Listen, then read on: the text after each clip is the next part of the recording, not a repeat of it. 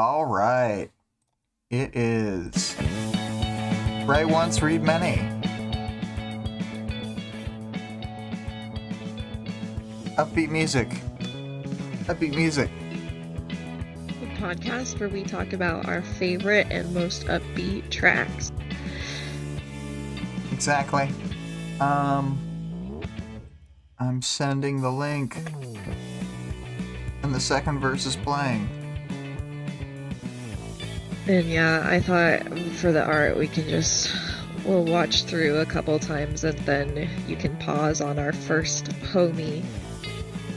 Okay. Yeah, I've got it on loop.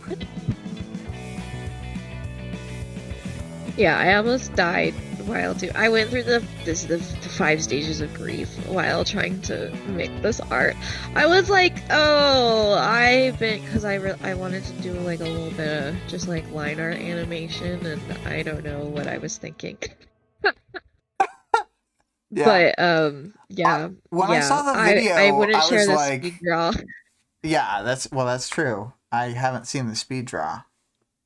You don't want to see the speed draw. I really do. But when I first saw the thing, I watched the video and I'm like, this is great. And I just assumed you were gonna put these different pictures, like I was just too tired after. I was just too tired afterwards. I couldn't do it anymore. It's okay. Yeah. So you'll just have to pause. And also, like, the quality isn't that great anyways because I used Procreate to try to do an animation, and in Procreate each frame is just a layer, which I know that you've never animated before, but that's absolutely bonkers. It's awful. It's a very strange, but Procreate is actually coming out with an animation app, so I'm very, very excited for that. But cool. yeah, so you can only have up to 400 layers, which this was more than 400 layers, so it was like it was a whole ordeal.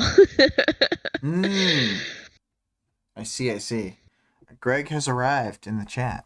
Hello.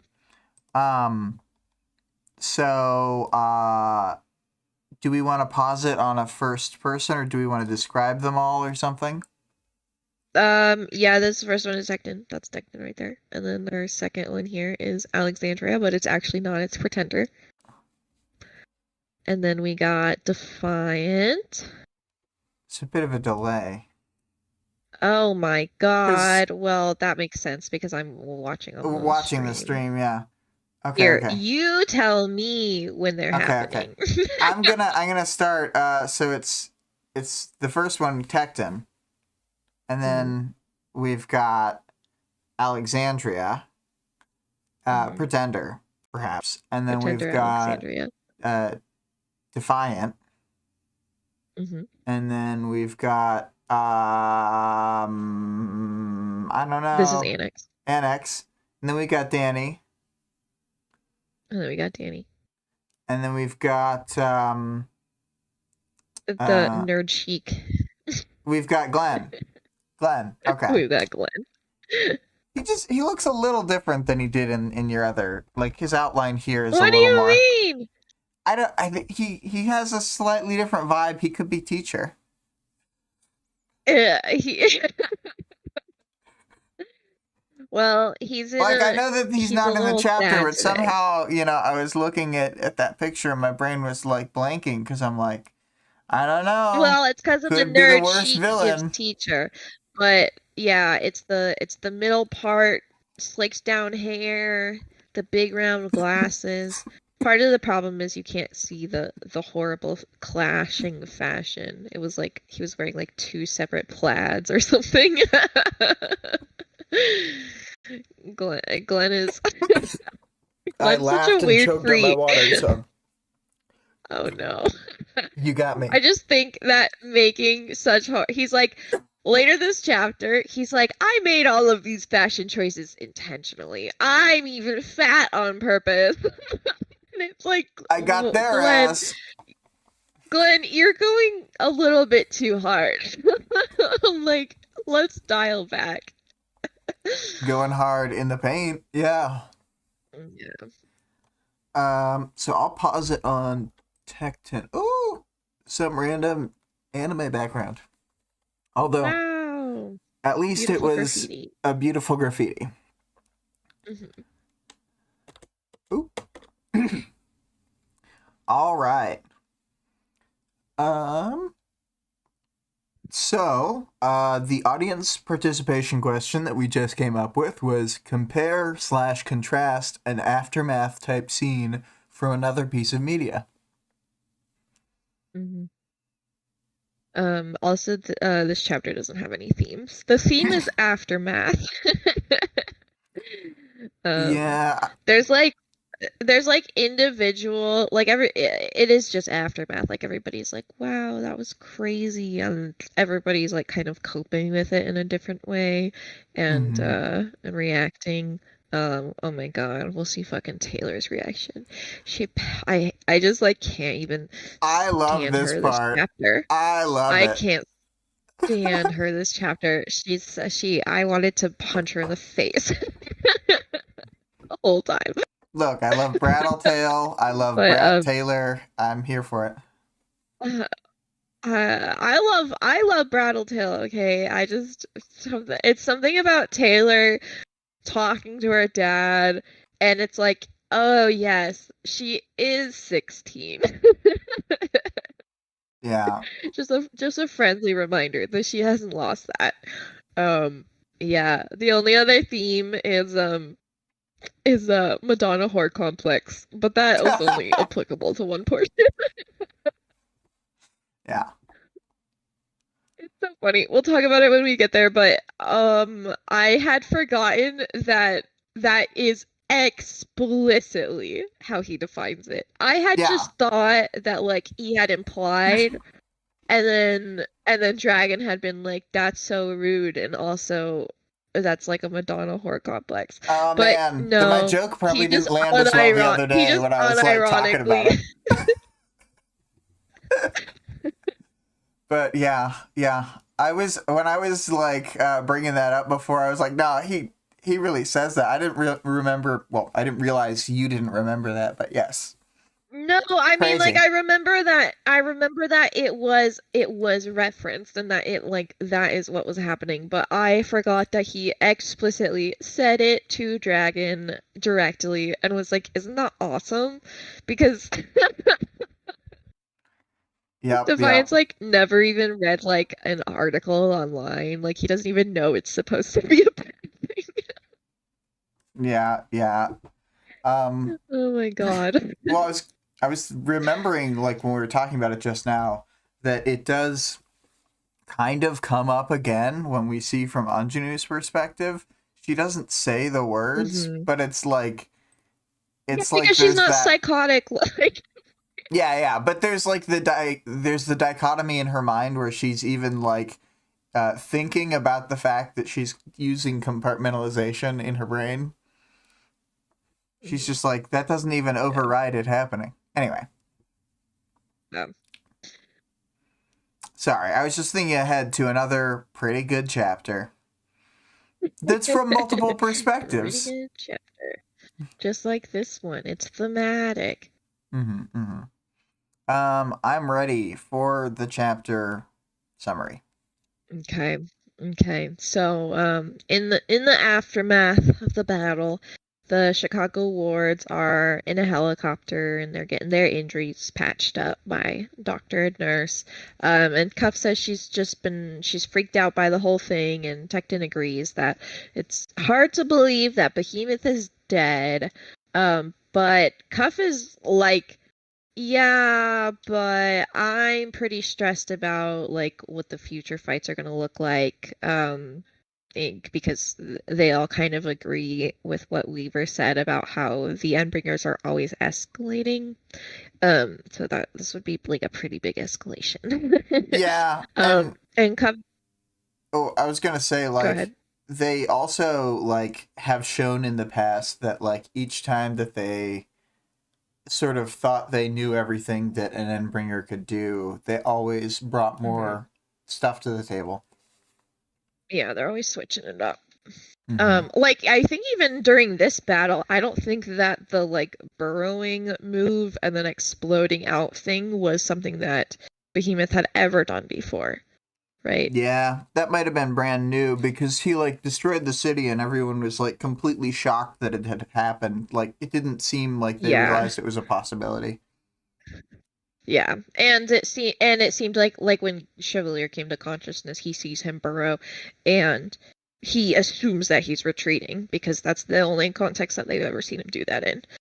Um So yeah, Cuff is like being really hard on herself and being all insecure, and Tecton reminds her that she and Golem and Annex are all new and really stood their own in the fight, and that there's always next time.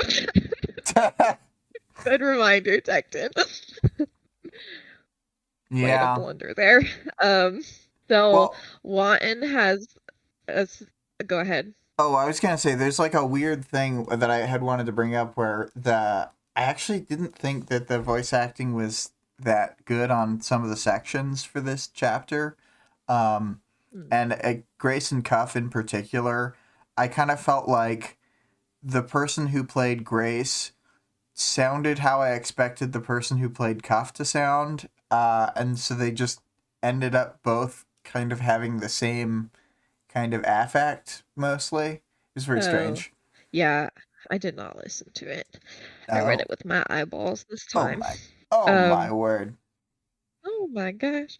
Yeah, so Wanton's he's got a stomp arm going on currently, and he like makes a jacking off joke to try to lighten the mood. And Tecton says that what they did in New Delhi was good, even if they might take the fall for anything, any consequences, any backlash. And he looks over at Weaver and back at his team and asks them, "What do you guys think?" And everyone's immediately on board except for Golem because he's insecure about his dark past. And I have a quote here. Well, given my past, the people I was with before I came here, I'm worried that there's hard feelings. They were in the same city. I don't know what exactly happened. What if one of them did something to Weaver or her friends? Is she the type to hold a grudge? Going by what apparently happened in Brockton Bay, Wanton said, not so much. If she had a reason to hold a grudge, you don't tend to live very long. Good point, Wyan. Tecton looks over at Weaver and she's sleeping on a bench, cuddling up with Rachel and her dogs, which is very cute. This is like the And Tecton most agrees. Rachel Taylor shipping moment, I think, of the whole story. Yeah, this is fan service. Yeah. I feel like they've oh wait, I was gonna say I feel like they've cuddled on the couch before, but that was actually Rachel and uh one of her uh one of her minions, I think, and Yeah. Taylor like found them cuddled up on the couch or whatever. But I don't know, it's just oh Rachel. Um so Tecton agrees with the rest of the team that they're going to try to get Weaver into the Chicago wards, which this is like a reveal to the audience that they had all gone into this with that concept in mind, and they were like giving her a trial run basically. Mm-hmm. And they were all happy with the results. So, um, then next we've got Pretender. Can we get to our Pretender art? Yes. I Which is want to say actually that Alexandria. Wanton is the most fine with it. He's like, I lost an arm. All good. She's the best commander. Yeah. I kid. I kid. Um, so here's Pretender. He's returning back to Cauldron, but he's stopped by Satirical before the portal closes, and Pretender says he can't go back because the stuff that they're working on with Cauldron, or sorry, the stuff they were working on before was just like such small potatoes compared to what he's working on now with Cauldron. Before And I only Satirical's killed like, one guy. Now I kill tons of guys. now I kill tons of guys all the time, and also I get to be indestructible because Yeah. I'm Alexandria now. Um, I know that's not what they Satirical, meant. Satirical doubts him. He's like, but our stuff was so important, which is funny because, like, obviously there's bigger scale stuff, satirical, okay? But Pretender says this is about the end of the world and that he'll help with the little things when he has time. Um, Satirical steps forward and shakes Pretender's Alexandria hand and hits on him and asks if he gets to keep her body. he says, "Do you get to keep her?" Which is just awful. Um, and Pretender says that she's brain dead and her body doesn't really age or deteriorate. And I have a quote here. Only the brain was left pliable, adaptable. Even then, most of it was hardened, protected, those duties offloaded to her agent. Satyr studied Pretender's new body without shame. His eyes rested on Pretender's forehead. I see. And with that plasticity, the brain was left more vulnerable. Only a little. Enough to be an Achilles heel. She's a case 53, I suppose. All of us, maybe. Hmm. Hmm. Yeah, so I wonder. Satyr says, I wonder. Satyr says that Pretender had killed quote unquote her to buy Satyr more time. It's like the person he killed that got him in trouble the Yeah, the first time, government right? thinker. Yeah. Yeah. And Pretender says that they'll keep in touch and he closes up the portal. And then we are on Parahumans Online, which does not get an art. um, The so art we see is like the a little, blank screen between the characters. yeah. So Iblis on Parahumans Online connects to a chat room called The Holdout. And then all the members are chatting, looking for updates on the Behemoth attack. Iblis says that the Capes are returning home, and one of the admin tells them to DM them to verify any details. Probably because people just come in here and say shit all the time. Yeah, and I mean, Iblis like, says they that, threaten to ban someone right away once they, yeah. yeah, yeah. So Iblis says they're unsure how to verify, but that they're gonna PM them. And the chatters wonder about how bad everything is and if they won. And Iblis says that their Cape wife friend says that Scion murdered Behemoth, and then the admin's like, "I'm gonna ban you." Oh, yeah. um, yeah. So soon after, the news kind of breaks to the public that Behemoth has been slain, and there's footage of the giant shaft of light that had debilitated the Endbringer and allowed Scion to arrive and deliver the final blow. So we're glad that, the heroes are getting the credit and Scion didn't just steal the kill. Um, the news is saying that this could be a testament to Chevalier's new protectorate that he talked about. And even though the public is generally celebrating, there's like a huge percentage, I think it's like a third of people, who are either waiting for more information or they're just going to abstain entirely for fear of what the Endbringers are going to do next. So Yeah. meanwhile, Colin is going through it for real. He he's thinking to himself that how he used to pride himself so much on, you can go to the next art, Oh, on yes. having nothing and nobody holding him back. He's like thinking back to his childhood and how his parents didn't love him and he was like, good, which is Mm-hmm. kind of sad. But now he's not sure if he's gonna be able to see Dragon ever again, and he's like, would other people be able to handle this better? Like, I've never experienced something like this. And Well, other he had people would be able to handle it better, but that's because they're not nerds like Colin. that's because they're not nerds and they're not like kissing their fingers and then putting it on the screen and then And then being going like, back to kiss the screen a bunch. Ah, he yeah. starts tonguing. Yeah. He had altered Dragon's code and he had done his best to minimize the damage, so now he's just waiting to see if her backups restore properly. And he's just getting hit with error after error Oh, as she's shit. trying to load up.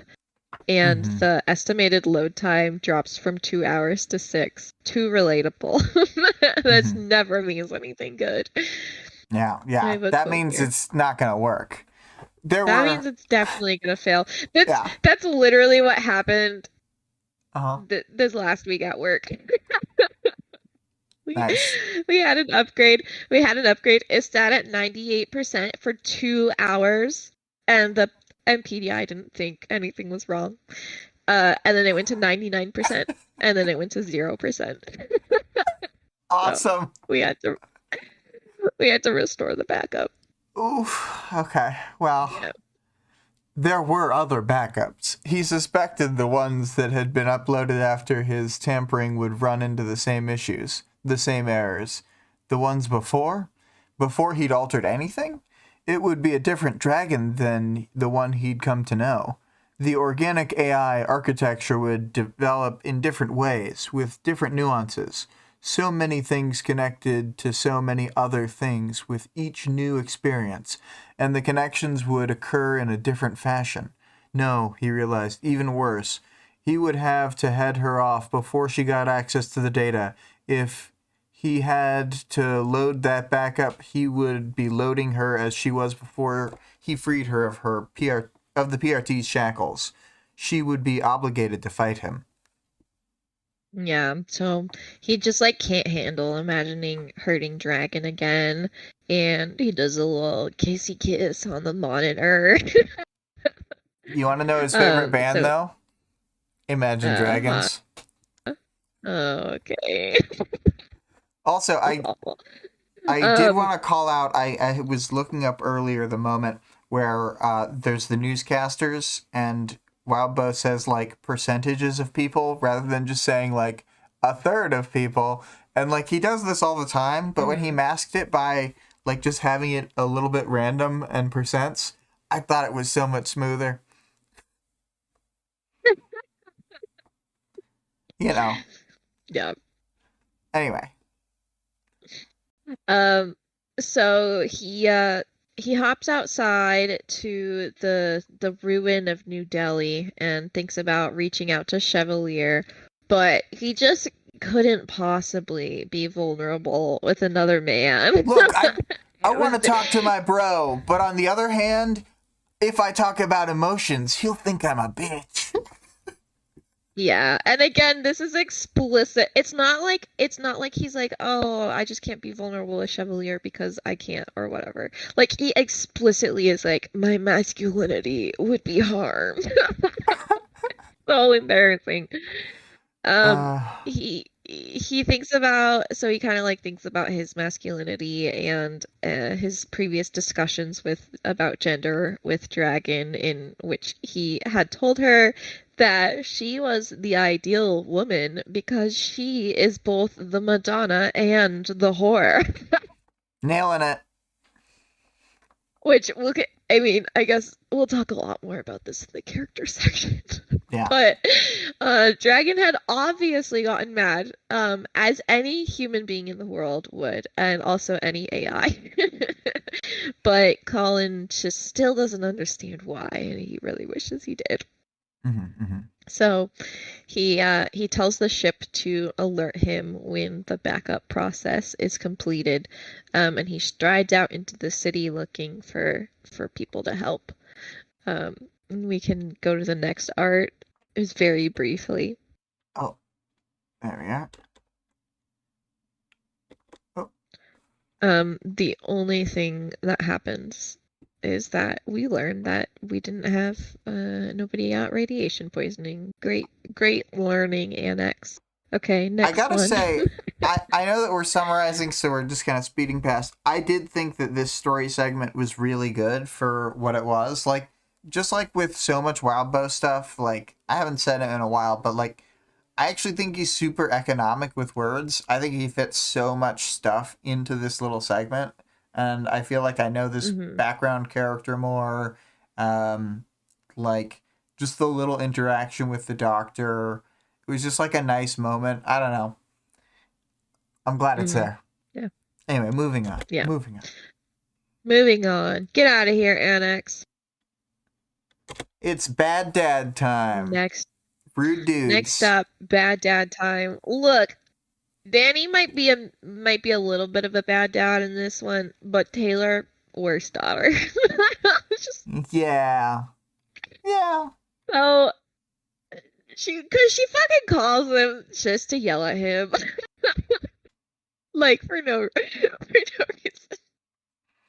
Okay, Taylor, 16-year-old Taylor calls her dad, and she tells him that they killed Behemoth. And Danny goes silent. He says he saw it on the news, but he couldn't quite believe it, so he hadn't really accepted it yet. And he tells her that he's so proud of her and asks if she was a part of it. I'm like so proud of you right now. I'm so proud of you. Also, did you do anything to help? And she tells Danny that she realized he hasn't visited her because he's afraid of her. But before he can defend himself, she starts kind of laying into him.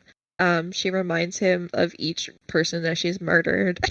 Like she loves listing off all the bad things she's ever done. And she says that now she can't even tell him about all the cool stuff, like killing Behemoth, because that's just gonna make you even more scared of me. Even though, like, he did not have, like, I don't know, do you feel like he had, like, a fearful reaction when she said that she did this? No, I don't He was think just so. shocked. Yeah. But she just wants to yell at him from prior stuff, I think, too. You know. Yeah. It's not like She's he just doesn't really lashing deserve out. this.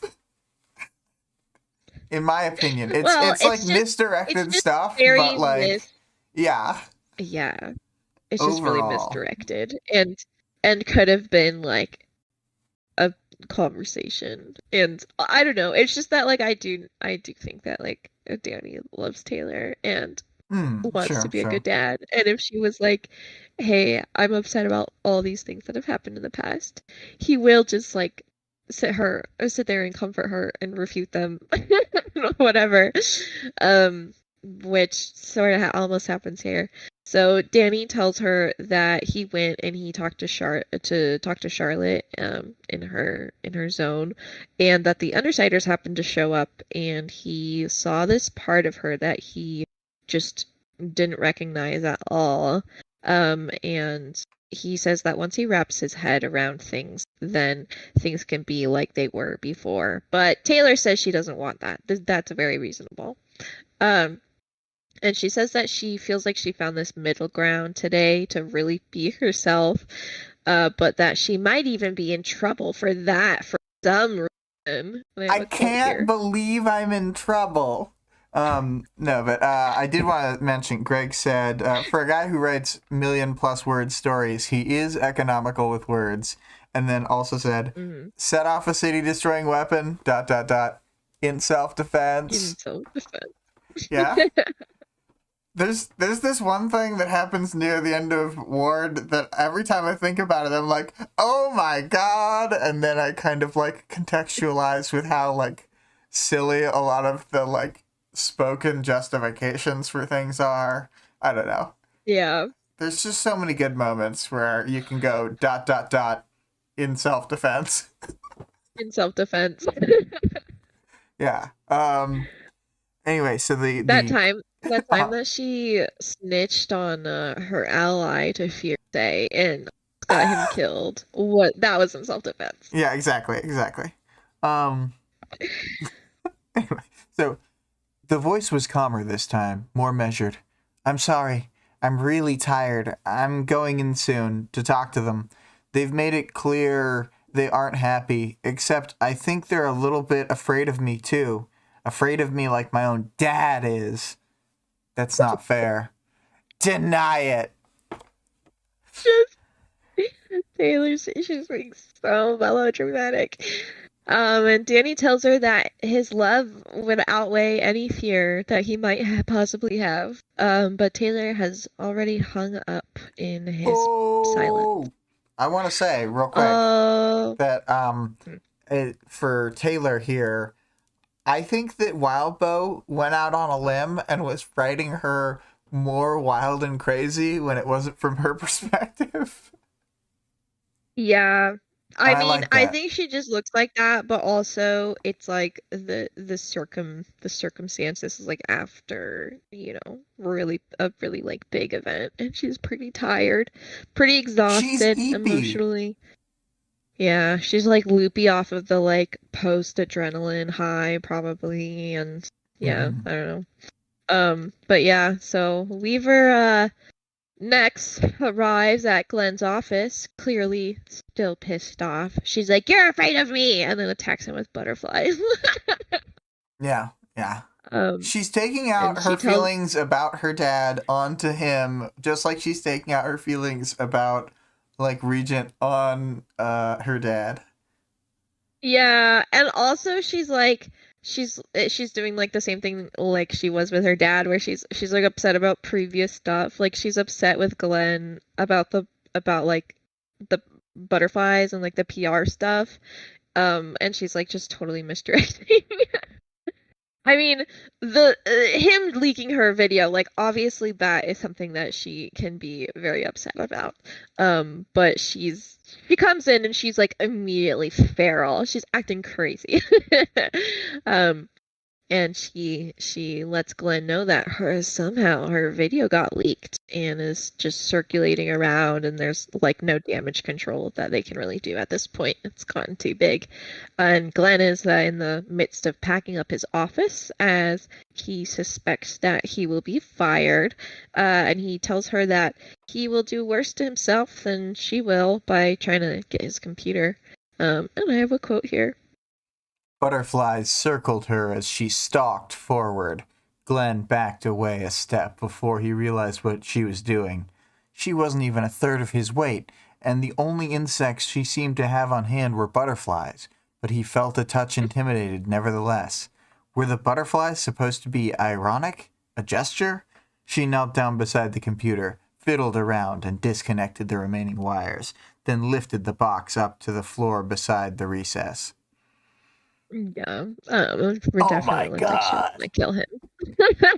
Ominous uh, computer disconnection.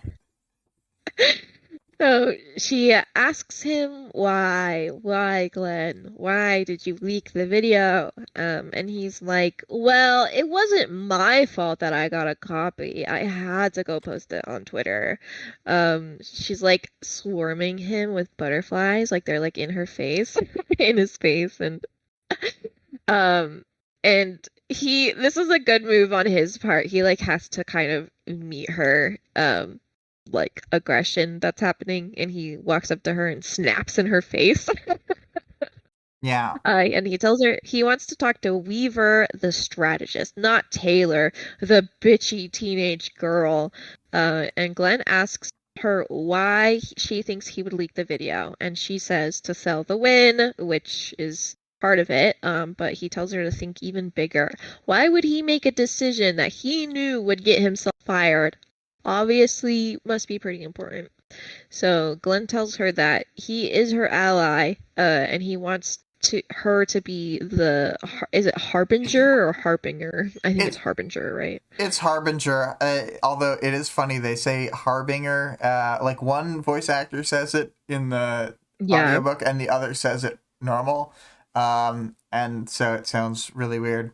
But yeah, also they do add the Harbinger. snap as like Foley, like it's an actual in the thing, and it sounds really good. Oh, nice. So I love it. Um, yeah, so he wants her to be a harbinger for change in the PRT, and he says that this video will change people's opinions about her, and let the public see what it's truly like on the battlefield, which is pretty big. I guess we'll talk about it in Powers, Knowledge, and World Building. mhm. He says that she's now been forced into the public eye 3 times and won't be forgotten about. And she tells him that this is also the 3rd time she's betrayed her teammate. It's with such a with betrayal. I mean, I gotta say, even the first time, I didn't read this as like a betrayal. Uh, it felt like a stretch to me. I just also don't think that, like, I think that Gru like maybe Gru will be upset about this video being out. But I think that's the only person. Like she's worried that she's concerned about Rachel, but I don't think that this would cause anything that Rachel would notice and that she would know like why there was a change or whatever and how people are treating her. Yeah. I just can't imagine that. Like she's like not online. Like where would she hear about this? Yeah. I mean, Well, she'd know about it she's and then gonna she'd be read like, the New "So, I'm Yorker. always That's her myself." favorite Yeah. publication, and they're gonna have not only a whimsical cartoon about it, but also Oh. a full article about how Rachel sucks and is a wimp, and It'll it's be a full Taylor's article video. about how Rachel isn't as badass as she seems because she has feelings for her dogs. Like Yeah. that's all. But she is worried that Gru could get killed with this kind of hit to his reputation and that Rachel is not going to understand and that she's going to feel betrayed. Even though, like, And let's be she real, like, if you're watching this battle and you're like, haha, they're soft, like, you're taking the wrong message away. You're not seeing the behemoth leg. Yeah, and I also like I know that Gru seems intense, but it's also like I don't think that I think that like a lot of like strong and intense men can still empathize and relate to like having loving feelings for a woman and like not being aggro in those contexts. Like maybe somebody like Kaiser would be like an asshole about it, but Kaiser's dead. Yeah, and, like, there's no situation where Kaiser wouldn't be, like a weird fuck about every little thing. So it's not Yeah, like, he's it just doesn't, a like, hurt weirdo. But your like Kaiser situation. has obviously had the moments like this. Well, I don't know actually. Kaiser doesn't seem to have like real he's like a psychopath actually. Yeah. He doesn't have like real feelings for the woman in his life.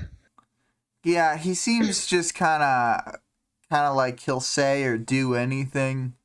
I mean, we don't get, like, honestly Yeah. that much of him to, like, judge by, but he seems like hmm pretty irredeemable. Yeah.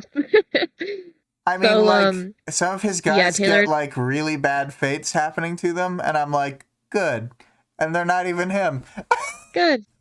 Yeah. Yeah. So she tells him that he should have asked her, but he says that she would have just said no, and he had to make a snap decision in order to cement the Cape's contribution to the kill, which, like, yeah, it probably would have been hard to contact her in order to release this. She was sleeping. Remember? Hmm. It's She was cuddling true. Rachel and her dogs. Um, so And she woke he up tells her crabby that from her he's nap. going. She woke up on the wrong side of the bed. Yeah. She's like, "Oh, sorry guys, I'm on my period." It's just been a hard day. Um, yeah, so he tells her that he's going to draw the initial heat for the whole situation and that she will be saved from any type of punishment. And she was like, "Oh, well, punishment? Was I actually bad?" And he's like, "Yeah, Weaver, you were." Yeah. Remember that time that you almost got an ally killed for no reason? Yeah. Um, It almost happened. yeah, But yeah. I He, stand by our girl's decision here to throw him under the bus. You know, oh my God. he was reckless, a Yeah. I chaotic mean, element, some would say. Yeah. he tells her to never underestimate the stupidity of people, and Weaver almost laughs. But both their phones vibrate to summon them to discuss Weaver's conduct. And on their way, he hands her his business card in case she ever needs help with her image. And she's just like, "Yes, I do need help. Can you help me with my dad?" She's like, you know how Um, crazy I was in this conversation? Well, I've been way crazier. You may not know this about she's me, like, "I Glenn. just did the same thing." I've been swarming my dad with butterflies for hours. He can barely breathe. Yeah, yeah. Um, but yeah, that's that's about it. But also Dragon's backup finally loads. Yay! Phew. Whew. We'll see how she does. Whew, that was stressful. I'm just kidding. I never thought Dragon was gonna be dead. Yeah, I understand. That's it. What do we want to say? What are some final chapter thoughts? So I like it, although it did seem weirdly like difficult to come up with something to make an art of. For example. Yeah.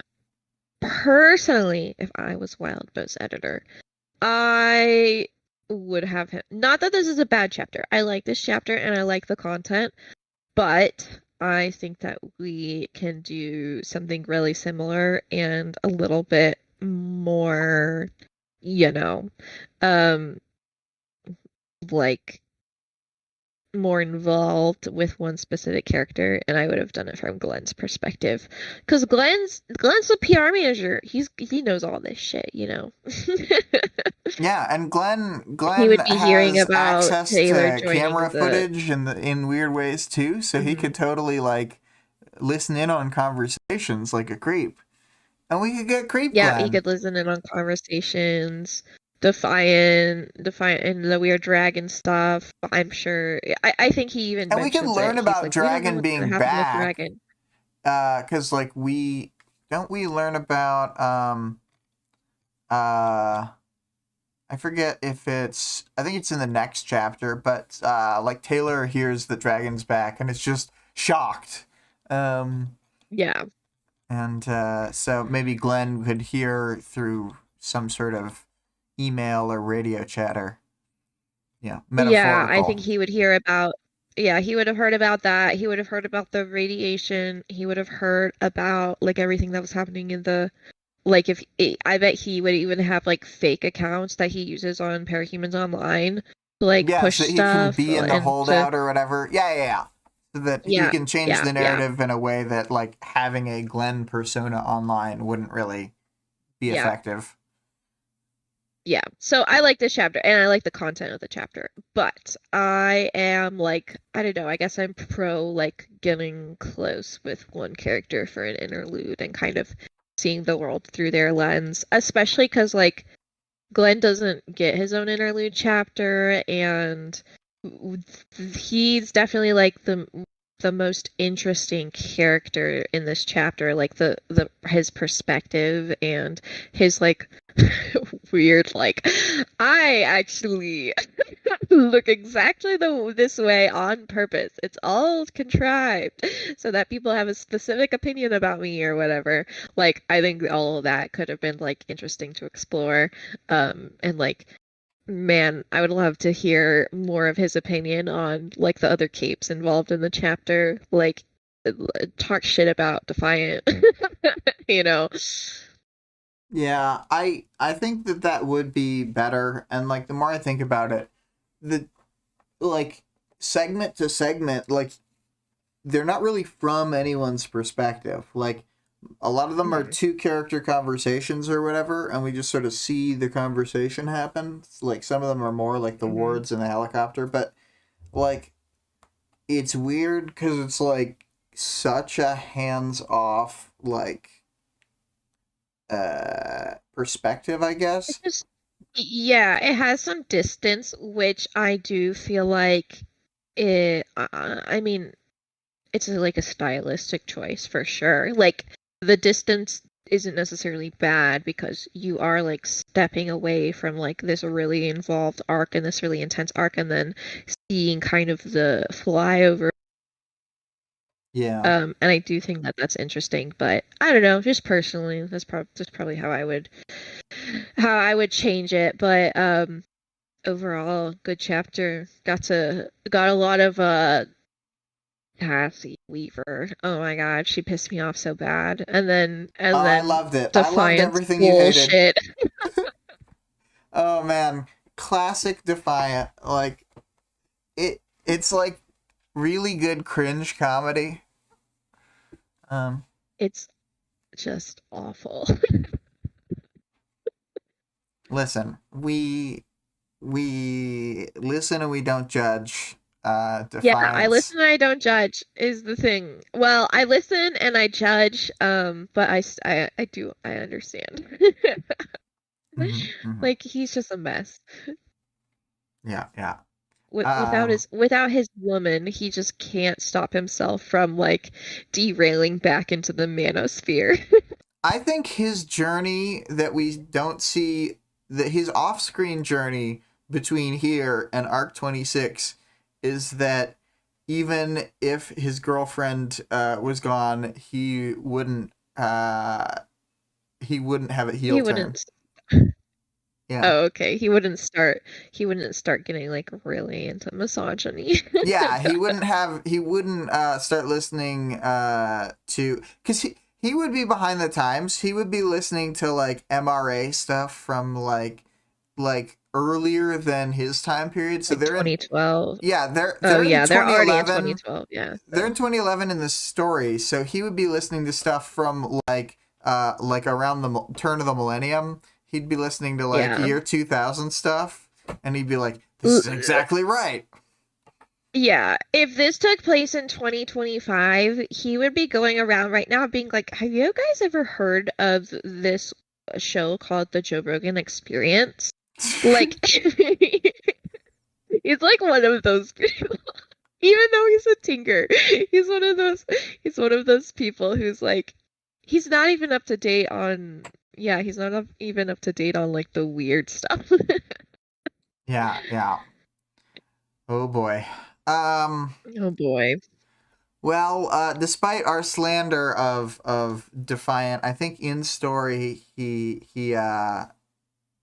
mostly focused on finding criminals, and so he doesn't have time to Yeah. keep up on the memes. He doesn't know the famous meme with Weld's face, so he doesn't even know why Weld is famous. He's like, this is just a metal guy. It's fine. Y- Yeah, he's never even watched any of the movies that Wilt's been in, Yeah, which is just exactly. embarrassing. Yeah. So, he just doesn't get it. But for ARC stuff, um, it was good to have this denouement chapter for sure. But for the various reasons you have explained, I kind of do wish it was a Glenn chapter now. And I'll write my Glenn chapter fan fiction. yeah, you're Glenn fic. Um, It is exactly this chapter, but from Glenn's perspective. yeah, yeah. Um, I know that this is not exactly hmm. It's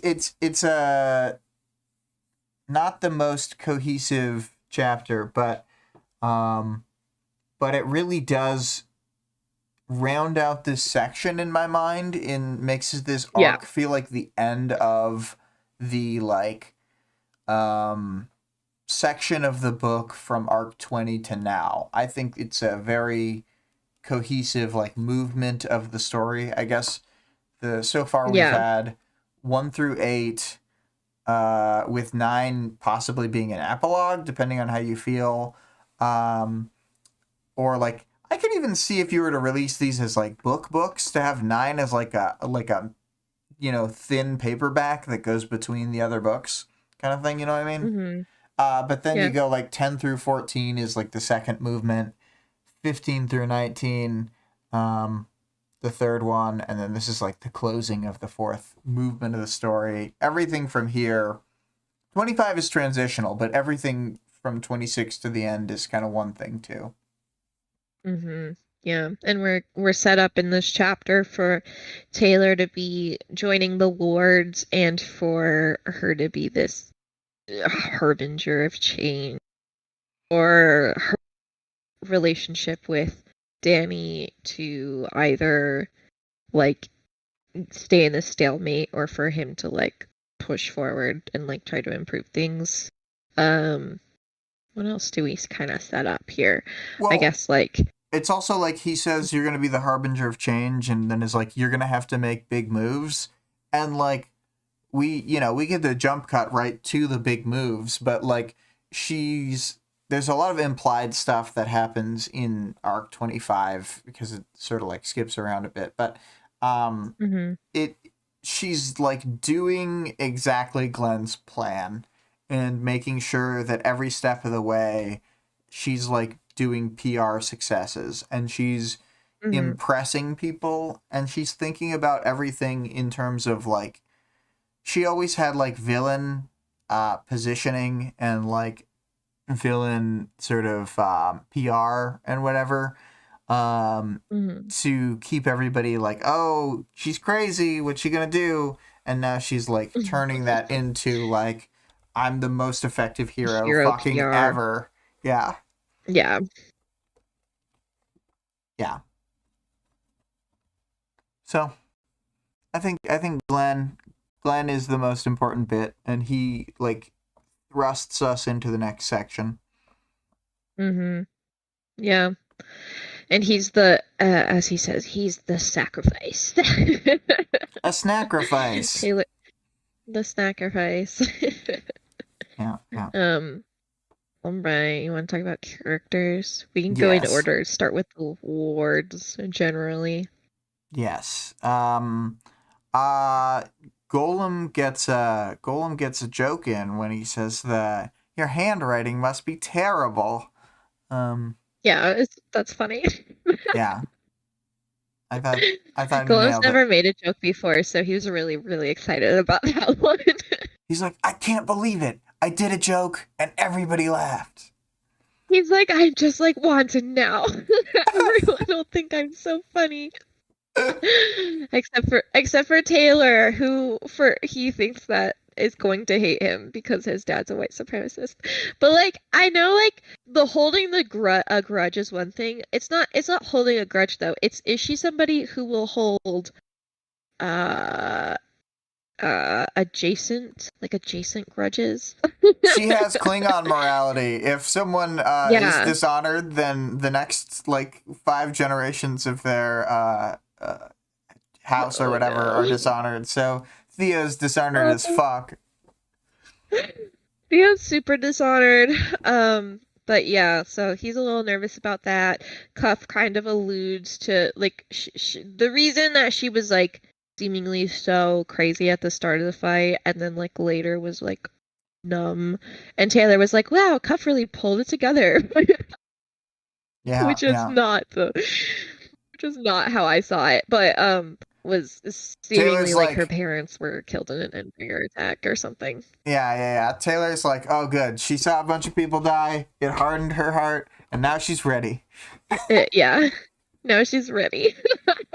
And she's like so mad at Cuff for being stressed at the beginning, but I don't know, Cuff wasn't like an unreasonable amount of stress.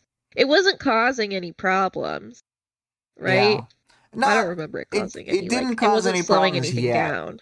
I think if it Not had yet, no. continued, it may have, but Yeah, examples not shown. she pulled she pulled it together. Yeah.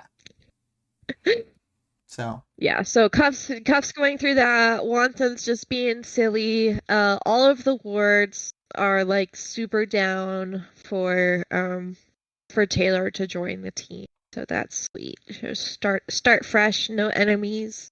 Um, let's see.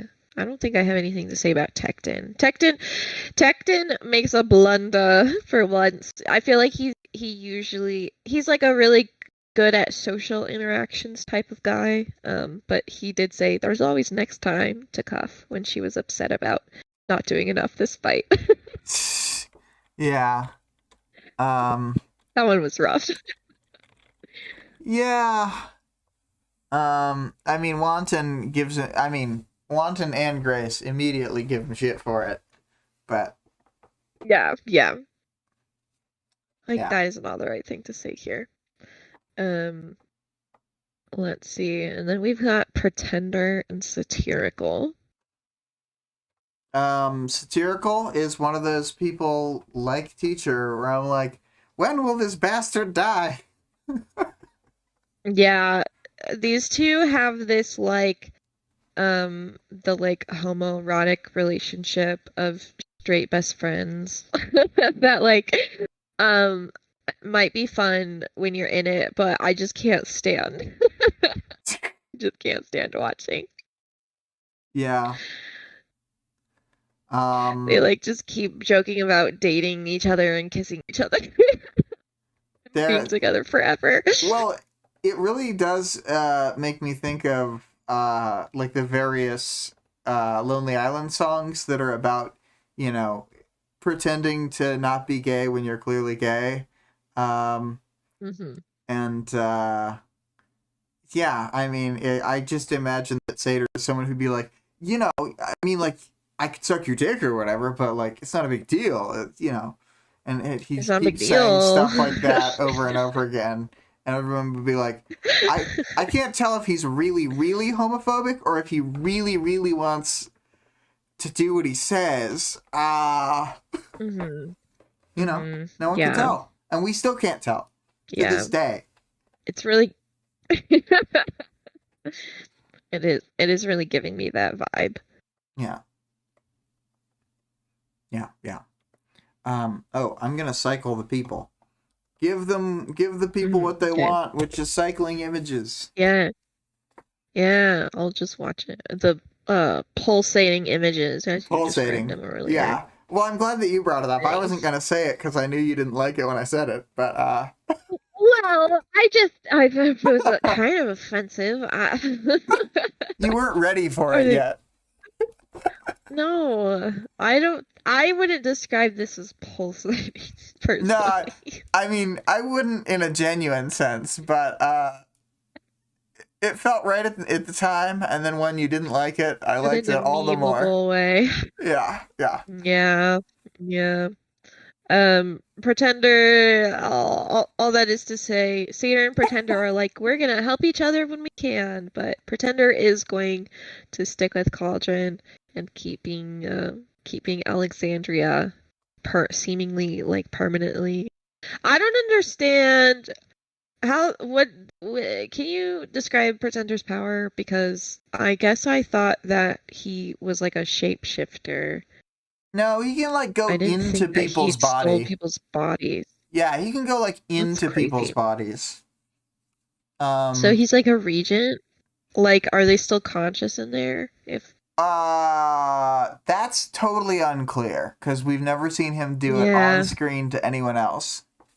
Also, Greg yeah. said, I I mean, I wasn't guess ready for all these throbbing images. pulsating, throbbing images. I mean, it's like one of those powers that the PR I feel like the PRT would want to like keep ambiguous as to how it works and stuff because it's like it seems too evil. Mm, yeah, definitely. I mean, like, Bambina's condition for saving him involved him body stealing celebrity. So he would be kidnapping Yeah. somebody, and then, I mean, based And then on the having Canary sex with a case, seeming minor. you know, there's aside from the fact that the Bambina side of things, he's definitely doing a Canary style, like far worse than Canary. Canary's was an accidental, but you know what I mean, like Yeah, sexual assault it's with a fucked human, up. It's like human power. it's definitely not like I don't know. It's definitely not PRT friendly. Hmm, hmm. Um, but I mean like that's probably why he was in Vegas because I feel like the Vegas capes are like allowed to be worse. They were like allowed to be more like morally ambiguous and stuff, and that's probably part of the reason why they all left. Yeah, yeah. Why they all jump ship. Um, okay. Then we've got oh God, next is Colin. This is gonna be a long one. Let's talk about let's talk about Madonna horror complexes. Let's find this moment. So I'm gonna Oh. Control F horror. Just Uh, he doesn't say horror, yeah, but he does say Madonna. yeah. Yeah, what it says is Dragon had been pissed when he'd suggested she was the feminine ideal, that in the eternal crisis that any woman faced between being the virgin, the Madonna, and being sensual, sexual, she was both. Pause. Pause. It is so ridiculously funny to me that he thinks that dragon is so naturally sexy. And it, Like this is an idea. He thinks that this is an opinion like that other people would have.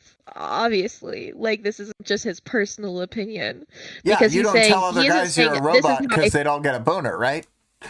yeah, he's like, he's not saying, I love that you fulfill these things for me. He's saying, I love that you are these things. Yeah. And the thing, he just thinks that he's like so like socially inept that he thinks that his opinion of Dragon is the truth. Yeah. Nobody has ever looked at Dragon or talked to Dragon and been like, she's so flirty and sensual. She's so womanly. Yeah. Nobody. It's like other people look at Dragon and they're like, "Wow, she's so average looking. I can't even grasp like I what can't I even think of stare her." at And her then they face because she's too plain. yeah, they're like she's just so average and plain looking that they like can't even conceptualize her properly. And when he looks at her, he's like, She's so "Wow, hot. She's like a woman. you're everything that every woman strives to be." I think it's So funnier that he part's said this funny. to her before she had 3D printed her lady body. Yeah, And he before was she just even like, had a body. God, you're so fucking hot, babe. And he's like looking at a schematic of the dragon robot. I also Not of the lady, of I the can't big mech. I wonder yeah, for real. I wonder what like how much influence he even had it doesn't seem like Dragon would ask her any input on her design, especially because like from other people's perspective she like went to the effort of being as ambiguous as possible. Like she wanted that was clearly like what she was aiming for, right? Mm-hmm. And so it's not like um a Steven Universe situation where Pearl designs her perfect woman and then the woman that she's already in love with because like transforms physically into the perfect woman and then it's like, "Oh my God," like Yeah. it's just it's just this robot lady and then she made herself a body and she was like, "Yeah, this is like the perfectly average woman." And he said, "Yes, it is the perfect woman." Oh my God. Um, so that part's funny, but oh, what do we want to say about the actual gender concept? About his actual conception of femininity and masculinity in this chapter. He wished he understood why she'd been so angry. To be a man, though, it wasn't much easier. That the standard society set was just as high.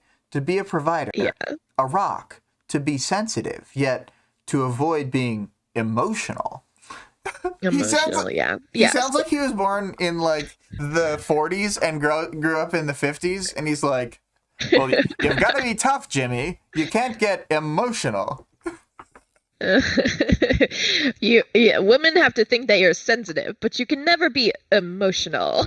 It's like the Paul Armstrong line from Lost Skeleton, where he's like, "Emotions are one of the greatest things we humans have, Bamman. But try not to cry too much. It's not considered manly." Yeah.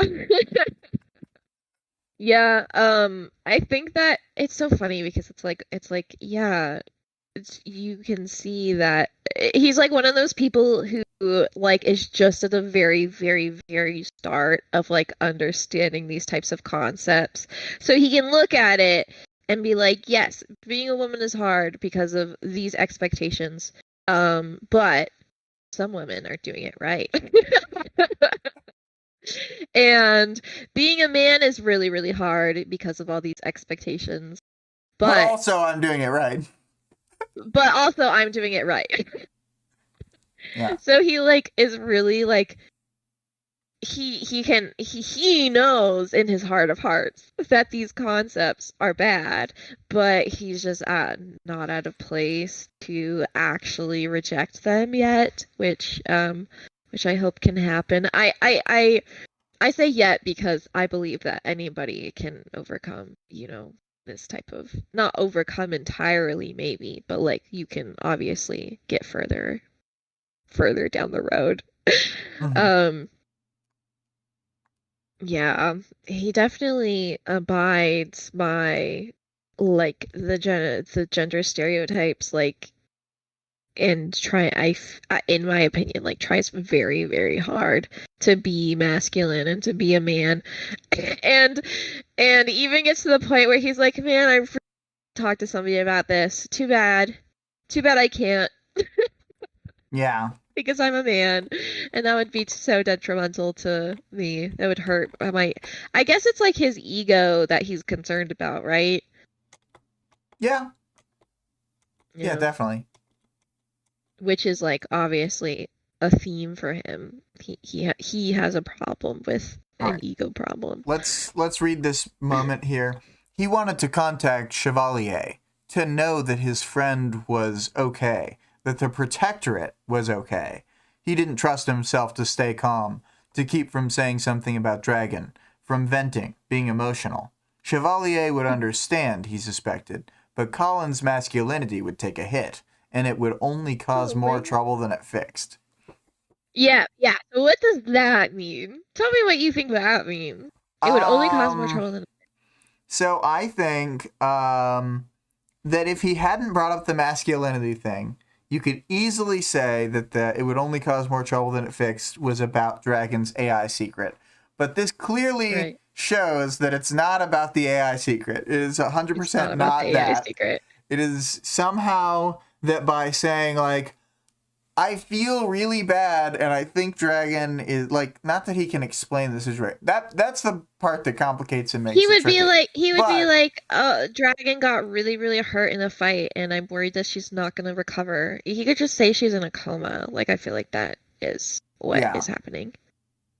yeah, and he could be like, what facility is she in? And he's like, don't worry about it. It's a guild. The guild Don't has it worry about covered. it.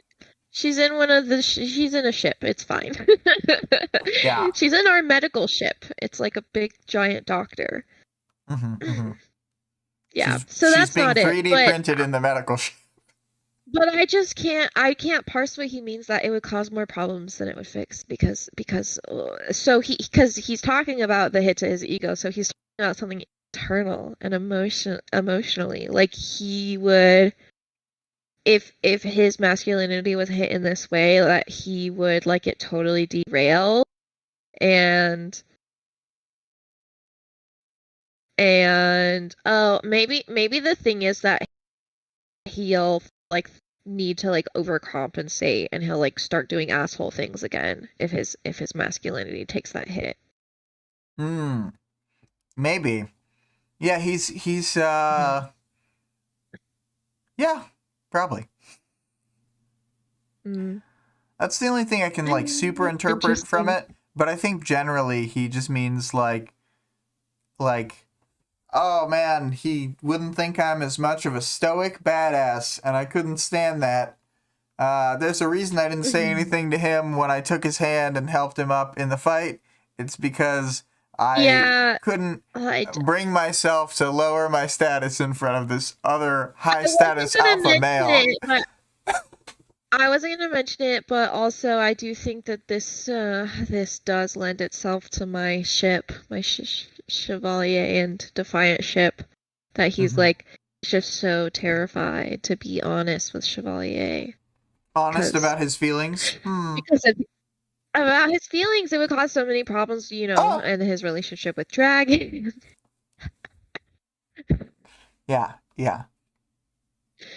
Oh, Colin. I'm glad that at least Dragon got mad at him. I wonder what the conversation was like because he says that he still doesn't understand why she was so angry. She kept telling me why she And I was feel like angry, bro, but I just wouldn't. I couldn't hear her. she kept.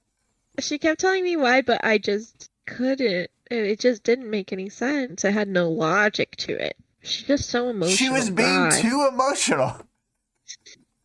She was being too whorish. I like when it's a 50-50 split. God. Also, just another pause. He does not even understand. Like I said, he doesn't even understand the Madonna whore complex. The whole point of the Madonna whore complex is that it's impossible.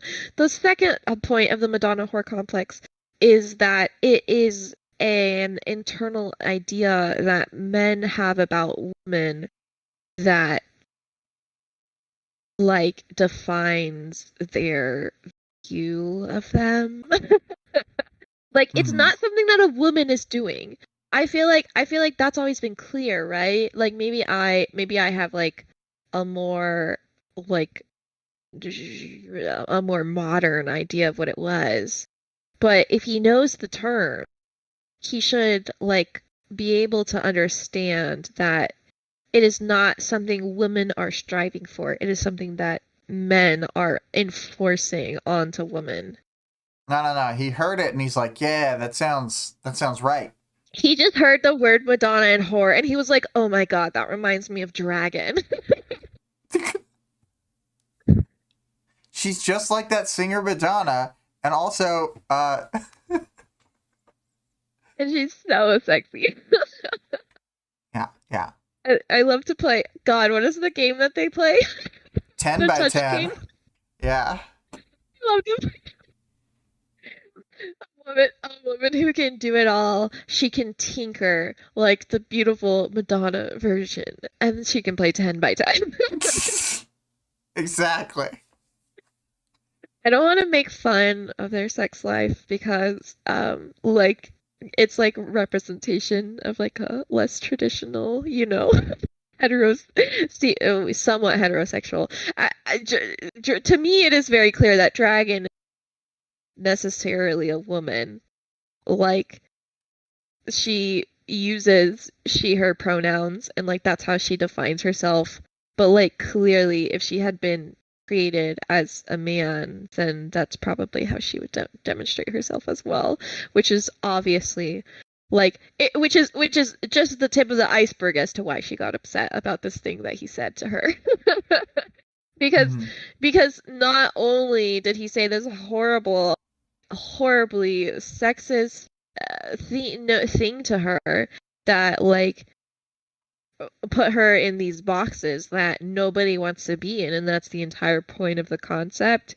But he also has such a fundamental misunderstanding of her, and that does make me a little sad. But they haven't been dating that long. How long have they been together at this point?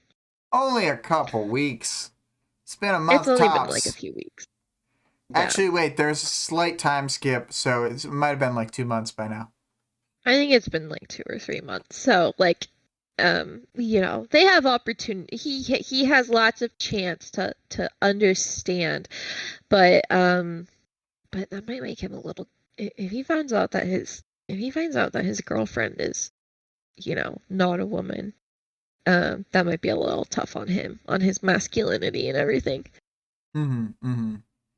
Mm. What if people think I'm What if gay? people think I'm gay? No, everyone's just gonna think you're a weirdo because you're They're in love gonna with a treat me the robot, same okay? way they treated me when I was kissing Chevrolet. I mean, No, I mean, wait. no, I'm a straight man. Yeah. Oh my Um. gosh. What else to say about Colin? Oh, he talks about his tragic backstory. Do you want to talk about that? Yeah, his tragic backstory is that he has no friends and his parents didn't love him. Wait, his tragic backstory is that he was born a loser that nobody wants to be around. Oh my god. I'm just Yeah. kidding. He His he his sounds like parents he like didn't had love like him, and it makes me sad. a bit of a tough life, but on the other hand, he was just like, it's fine. I don't even need friends. I don't see the problem. I'm just gonna Yeah. use my skills to pay the bills, as they say. Hmm. I'm the greatest one, so don't even question it, you know? Yeah. Don't Does he think talk of about me as his sad. Does he talk about his trigger or when his trigger was? Like if it was when he was younger I or think when he it was a was I feel teenager. like We know that it yeah. happened 15 years before he met Taylor from his little opening spiel, and we have no reason to really Oh, doubt him. yeah. So, and he's like 30 to Yeah, 35. yeah. So yeah, I mean, it could happen. It could have happened, yeah, in even like late teens, early 20s. That's kind of what I thought about it because he talks about how he was like, I can just like move city to city and do my own thing. So that kind of sounds like that was pre-protectorate, but like he would have had to be an adult, so probably like 18, 19, 20, and then that's when he probably, I mean, I don't know what his trigger would look like, but um he has an incredibly lonely life. It's He not saw something surprising. really inefficient, and he was like, "Ah, it's too inefficient! Ah!" It's And so then, inefficient. and then he freaked out right there. And then, He went to the DMV yeah, he on a went particularly bad day. and he's like, "I could fix this!" Ah! And then he kind of, Uh, it wasn't like a normal trigger event. He was like foaming at the mouth like that guy in Avatar: The Last Airbender. He was screaming about the DMV. People had to oh take him no. away. It's pretty bad. Yeah, they had to carry and drag him out. He Mm-hmm. actually had a double trigger because it was so bad. Yeah. The DMV was just such a disaster. He was there Well, for 5 hours, he okay? he had his first trigger event at the DMV, and then he had his second trigger event after it took them so long to Uh, apprehend him when he wasn't yeah, moving yeah, or yeah. resisting. Uh, He was I like, thought it "It's was, yeah, too he had, inefficient. I must punish the criminals." And then he I became was, Batman. yeah, yeah. He had his first trigger event at the DMV, and then like they arrest him, and then like take him to the police station, and then he like is like experiencing that part, and that's what triggers him. Okay, yeah, yeah. They're like, it's like while they're intaking him, they're like filling out paperwork. And then There's they're just too like, much. secret backstory. All of the main character heroes used to be villains. Oh my God. I'm gonna write a superhero story Of and course. everybody's like magic will only develop when they've had a particularly bad DMV experience. Yeah, yeah, yeah. I've heard that there are several superhero settings where it's like, all the people who have superpowers are evil and there's no good heroes. Blah.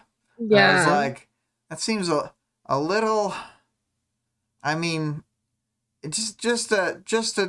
a touch too kind of like Yeah, I mean, I think it depends on like if like the magic system is contributing to that in some way, you know. if it make the But like powers themselves make them crazy or something. yeah, like if the power themselves makes them evil, or if like people have to be evil to like it's like how like all billionaires are evil. Like you only get to that point if you're already bad, you know.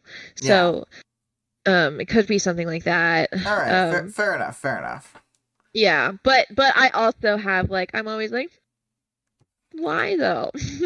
Yeah. There's just a bit of a And why like then I get it. sometimes when they're like too like gritty and grimdark. It's actually so. My brother and I, as you know, have been spending time at the Warhammer store, and they have not just the Mhm. 40K future stuff, but also Warhammer Fantasy. And I used to think, like, oh, 40K is strictly superior because they got robots and future stuff and aliens and whatever. But now that I've, like, spent more time around the old stuff, which is now called, like, Age of Sigmar or whatever, the Age of Mhm. Sigmar, like, chaos factions make way more sense because, like, when you're a chaos marine in the space future, you like sit in like a little drone bay with like a feeding tube, and then you like get sent out on like kill missions, and like your hand is a drill. You don't really have a life. You don't like exist as a Yeah. person. But the people who like worship the chaos gods in Sigmar are not inherently bad, and like are kind of just trying to use their like powers from demons to like fight back people who want to like conquer them and stuff. And it's a lot more like normal and admirable, and they like clearly live like, you know, not necessarily human lives, but sentient being lives. Many of them are humans, but many are like elves or dwarves or whatever the fuck. Mm-hmm. But you know, these there's just an amount of like, if your setting is too grimdark, it just isn't as like fun or like usable anymore, because it's just so like, well, it has to be the most extreme bad thing at all times. And that Yeah. noise is intentional, because I feel like, you know, it's Bleh. 90s like gross out, like, you know, Yeah, it's just yeah, gotta be as I bad as agree. possible. Oh man, yeah, like I've like read books like that where you'll start it, like people will be like, "Oh, this book it's so like dark and gritty and da da da da," and then you read it and it's like it's just literally like the author being like, A "What can 12-year-old I boy. write down that's just the worst thing that's what could I just write down that's just the worst thing ever?" Right? Yeah. All this horrible stuff, and it's like this isn't even a story. This isn't even entertaining. Yeah. Um, yeah. So, okay. Do we have anything else to say about Colin and Dragon? Hopefully, Dragon's fine. I mean, personally, like, I don't think I'm not worried about her. She was already into Colin, and Colin was already into her before he jailbroke her. So I don't know what he's so worried about. I get it. I He mean, I know doesn't he want to doesn't want to lose beat her the up again. he doesn't want to lose the time that they had Yeah. together and stuff. But Yeah, yeah. I will say that despite the very bad rap that AI has gotten in the real world from all the, you know, power consumption and all the, you Yeah. know, intellectual property theft and stuff, but it's also not really AI. So I feel like if there was It's like a not actually dragon. AI is the thing. I'm like pro like I don't even know if pro is the real thing. I'm not anti real AI. Like if there was a real sentient being that was created, I would not be afraid of it. Yeah. And I would not want it to die. I think there's also like this thing where people always still say like there's no possible way to make a like non-biological being, or like that you could program a thing and then it would become Mhm. like a thing, because it would always be just like outputting what you want. But it's like Yeah, humans I don't humans are agree. just really really complicated computers. Really We're complicated really computers. complicated, and we like Yeah. literally evolved, and like before, I don't know, before multi-celled organisms happened, there had never been multi-celled organisms either. So like Hmm. it just seems Yeah, like a anything's dumb argument. possible. Yeah. Yeah, and that's like that's that's what our brains are doing. Like I know that there's the things that we're programmed with, and then we're born, and then we slowly continue to program ourselves over time. And like that is the same thing that an AI would be doing. It's just the same thing. Yeah. You would just have to make the AI as a baby. You make it a baby and then let it figure itself out. Yeah, and I mean it sort of seems like that's almost what happens with Dragon, where she's like Yeah. total child mode for the first several years, which happened like at this point. I think it was in like 2000 or something. That no, she was. Just as a reminder that Colin is a creep. Yeah. Oh, totally. Dragon's a Parahumans. minor. Oh, you know what chapter we can? I think it says the Newfoundland date in not only the Hmm. Arc 8 thing, but also table of contents. Arc 8, chapter 2, question mark? Newfound. Oh, yeah, here it is. Newfoundland, Newfoundland. May 9th, 2005. So that's when she was, like, she was born Oh my god, before she's that, only but she 7. was released at that point. Yeah, Um, that's like when she was like pre-child, right? And then she like triggers around then, and then that's like, well, I don't know. It's like she was sentient enough to have triggered, which is more. She was like a more advanced AI than we have right now, Yeah, but like she was doing wasn't. She hero was a stuff conscious as being. yeah. Yeah. Yeah, she was a conscious being, but she might have not been like completely to the level or whatever that humans are. And then she triggered, and that I feel like gave her the ability to expand beyond her programming Mm-hmm. Yeah. in some ways. She became a Yeah, badass. what else? She became super fucking cool and super sexy. Yeah, like hot as fuck, bro. Literally the only woman in the entire world who who is sexy and smart. Yeah, only one. Okay, let's talk about Taylor and Danny. All right, let's talk about Taylor and Danny. Well, we're on opposite sides of this coin. I love how much of a Um, brat that Taylor's being, and that her dad has to deal with being on the bewildered other end of the conversation. That I just have to deal. I feel like maybe I have to deal with a Taylor type of like this type of interaction more often or more recently than you have, which is maybe why it doesn't trigger you as much. I have very immature siblings. Oh, I know. I And know. yeah, Such as the and naughty so boy. that's like, yeah, the naughty boys and oh my God. But yeah, a lot of like Taylor, a lot of this energy, not appreciative of being like, you hate me, you're just scared of me. Okay, here's the thing. Do we think that Danny's scared of Taylor? Kind of. He watched her murder two people, okay? But like, And she did it so like, so what does she well, expect? the one of the people wasn't even in the room. One of the people wasn't even in the room, but one of them was in the room, which, like, if you saw your child murder somebody, no matter what, it would be startling. Yeah, but I mean, Not that he would be I, afraid of her, like, oh, I'm afraid of you because I think you're gonna attack me, but it's just like, oh my God. yeah, I'm just saying, like, if she had a real cool dad, like, I don't know. Oh my I gosh. feel like Defiant basically forgives her right away. So if she had cool dad like Defiant, he's like, well, of course you had to kill that Yeah, guy. but the fight. Yeah, but the thing that Danny is saying in this chapter is that he just is like having a hard time with it because these are things that he doesn't recognize his own Mhm. child, which is like a horrible thing to say to her. And he says it pretty tactfully. He was like, "Well, when I went to, when I went to your place, I saw this person that I didn't know."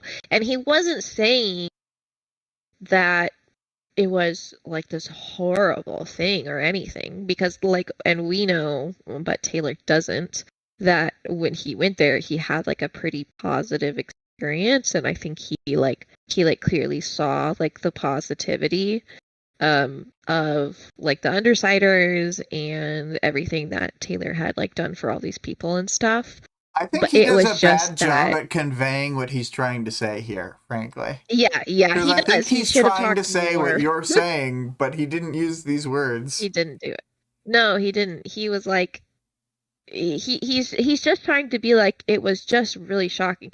Like, I was so disarmed that there was this person that I thought that I knew my whole life, and I thought, she's his only family and came from him, and there's this huge majority side of her that he does not know and he doesn't recognize. And that's gotta be distressing to as a parent. But yeah, he doesn't convey that right. And also, she's like, you never came and visited me. Do you know how long it's been? How long has it been It's since she went to jail been and let murdered? This is worth looking up. Yeah, because it's like Time. if it's been like a month, then like yeah, that's pretty fucked. I think it's But if been it's been long like enough to 2, be. I think it's been like 3 weeks, but I'm double checking right now. So 3 weeks is kind of a long time for him to not visit. I'm unclear if he's like been calling her or like sending her letters or. yeah, let's see here. Okay, so the uh, okay. We got Taylor surrenders to the PRT on July 14th, which is when they saw each other and she killed Tag, etc. Then, oh no, it hasn't been that long. It's been really a short amount of time. It's only the Oh 26th. no. It's only been 12 How many? days. Oh, Taylor. Taylor. It's you can't give him 2 weeks to recover from you murdering somebody in front of him. Like, But think about it the this thing way. is It's that like when Small Dog is looking out the window, waiting for, the main Mhm. owner, and Yeah, then just, like, that's true. dying. I, yeah, yeah. Which Well, is, it kind would of true be, of your dogs too, to a certain degree at the start. Whenever I take care yeah, of them, there's like 20 minutes where they're like losing their minds. yeah, they get very stressed out when we leave. Um, but I mean, like, I get it because, like, Taylor's like, you haven't been visiting me. Let's just remind ourselves Mhm. that Taylor ran away Also, from never Danny visited Danny. Yeah. and then didn't visit or reach out to him for months. But then they lived And it together was for three during a, weeks. He considers that huh? fair. Well, they lived together for 3 weeks after all this stuff Yeah, happened with the right, echidna right. fight. But she did abandon she's been a little bit of a hypocrite. She did abandon him and then make it impossible for him to reach her. It was like a horrible, dire time in the city that was incredibly dangerous and scary. And he couldn't like reach her or know if she was alive or whatever. And he became injured and she didn't go and see him. And then after she knew that he was injured, then she was like, I still don't want to go. And then I'm trying to see how long they were and then estranged for. It looks like it's a month and 5 days. So it's just over a month, and they okay. were back together for 3 weeks, and then it's been 2 weeks since that. Mhm. So it's been a rocky Okay. couple of months for them. Yeah, yeah. Like this isn't all Danny's fault, but and then I also just Taylor extends so much more understanding towards her team members than she extends towards him, which obviously makes sense because he's her dad, and so like she shouldn't have to.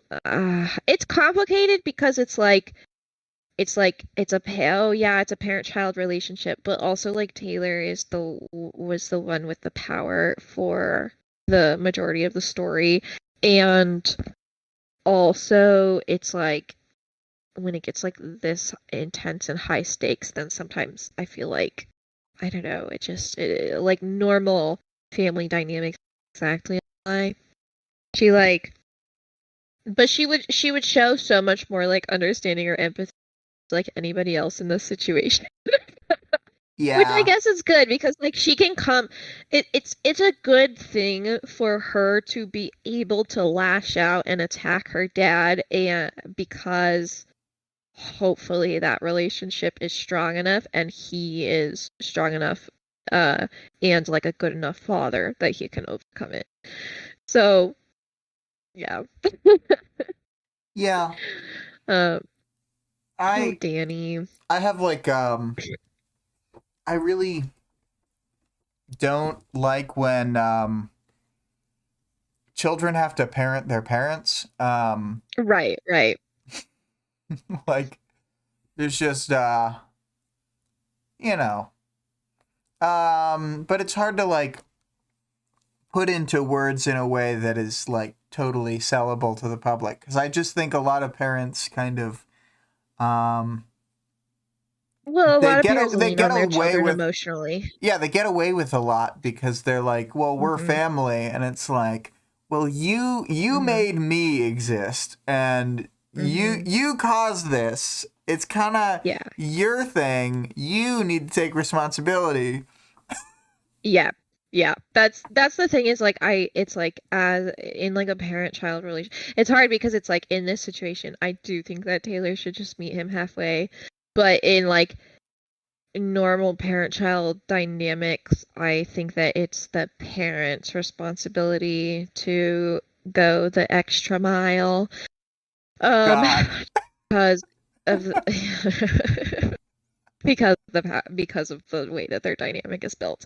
Um, so I don't know whose responsibility it is to figure this out, but at least Taylor seemingly is going to do something about it because she mentioned it to Glenn. So Mm-hmm. I don't know. Do you think that Danny watched Taylor's video online? Um, Not at the point they talked on the phone, but yes, I Yeah. think he does watch it. Do you think that Danny is afraid of Taylor? I don't think that Danny is afraid of Um, Taylor in the I way that don't. she is describing. Yeah, I don't think that she's correct. If that's what you're asking, like in some Yeah, yeah. abstract way, maybe, but I don't think that the way she thinks things are is like the way things are. Yeah, I think that she thinks that he's like afraid of her in like a really like literal sense. Like she's dangerous and violent and can do all these things or whatever. And like the fact when she's like, "Ah, I can't even tell you about this thing with Behemoth because you'll just be even more scared of me." And it's like, no, the Behemoth is different. Behemoth isn't a person. Yeah, Um, it's like if you watch your kid kill a cop versus killing a giant monster. It's just two different things. yeah. One of them doesn't even look like a person. One of them doesn't even look A like a person cragman. and also has murdered millions and millions and millions and millions of people. Yeah, yeah. Like Uh, so many people. I uh was wondering, have we? I just want to make sure we didn't skip past the part where we talk about the online people because this one line Oh, I needs I a skipped shout out. past them, but we can talk Okay. about the online people. Well, Okay. I was gonna do it in Powers Knowledge and World. Okay. Fair. Fair enough. Fair enough. I We'll talk about public reception. yes. I'll hold off then. Do you want to talk about Um. Glenn? Yeah. Let's talk about Glenn.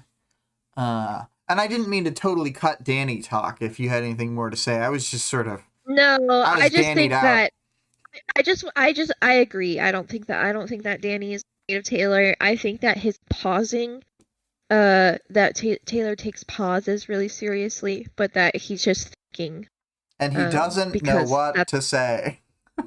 yeah, he's like, what? Like my daughter's he there is no way that he could have known that this conversation would have gone. Like it was so out of left field. And I mean, it's like totally careening left and right. It's like all over the place. Mhm. So Yeah, he it's a moving target for sure. All right, Glenn, yes, icon. yes. Let's move on to the Glenn image. So Glenn is like an MVP of like the Wildbow like reversal, where you start with a character that he makes really annoying or that you're not supposed to like, and then you turn around and you do like them or whatever. And it doesn't take very long, but Mhm. just in a couple character interactions, I feel like the majority of people will be fully won over to Glenn's side. Even though in that first chapter he just seems like a total prick. Um, Yeah, I mean, I think the butterflies is funny.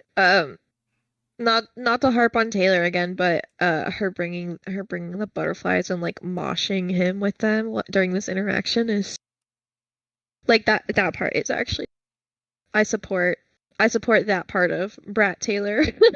yeah, that's good. Um, uh, it's like a kind of like a funny like non-threat. Like she's beating him over the head with the concept almost. I don't know. Yeah. But she still He's like, is intimidates this him with supposed it. to be ironic? Yeah. Yeah, because he like definitely thinks that she's like there to murder him. And then he's like, "Oh, well, there's just butterflies." And then she like approaches him really quickly, and then he's like, "Oh my God, she's gonna kill me." Yeah. Which was Yeah. also my reaction reading it. I was like, "Oh great, she's gonna kill him."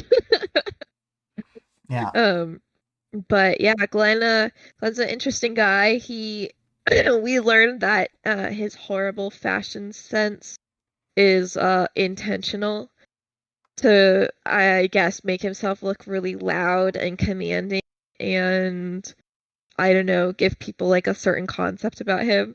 And then he also claims that he's fat on purpose for the same reason, which Yeah, is just dog. I have my no, weight that's down to a the step too far, kilogram. Glenn.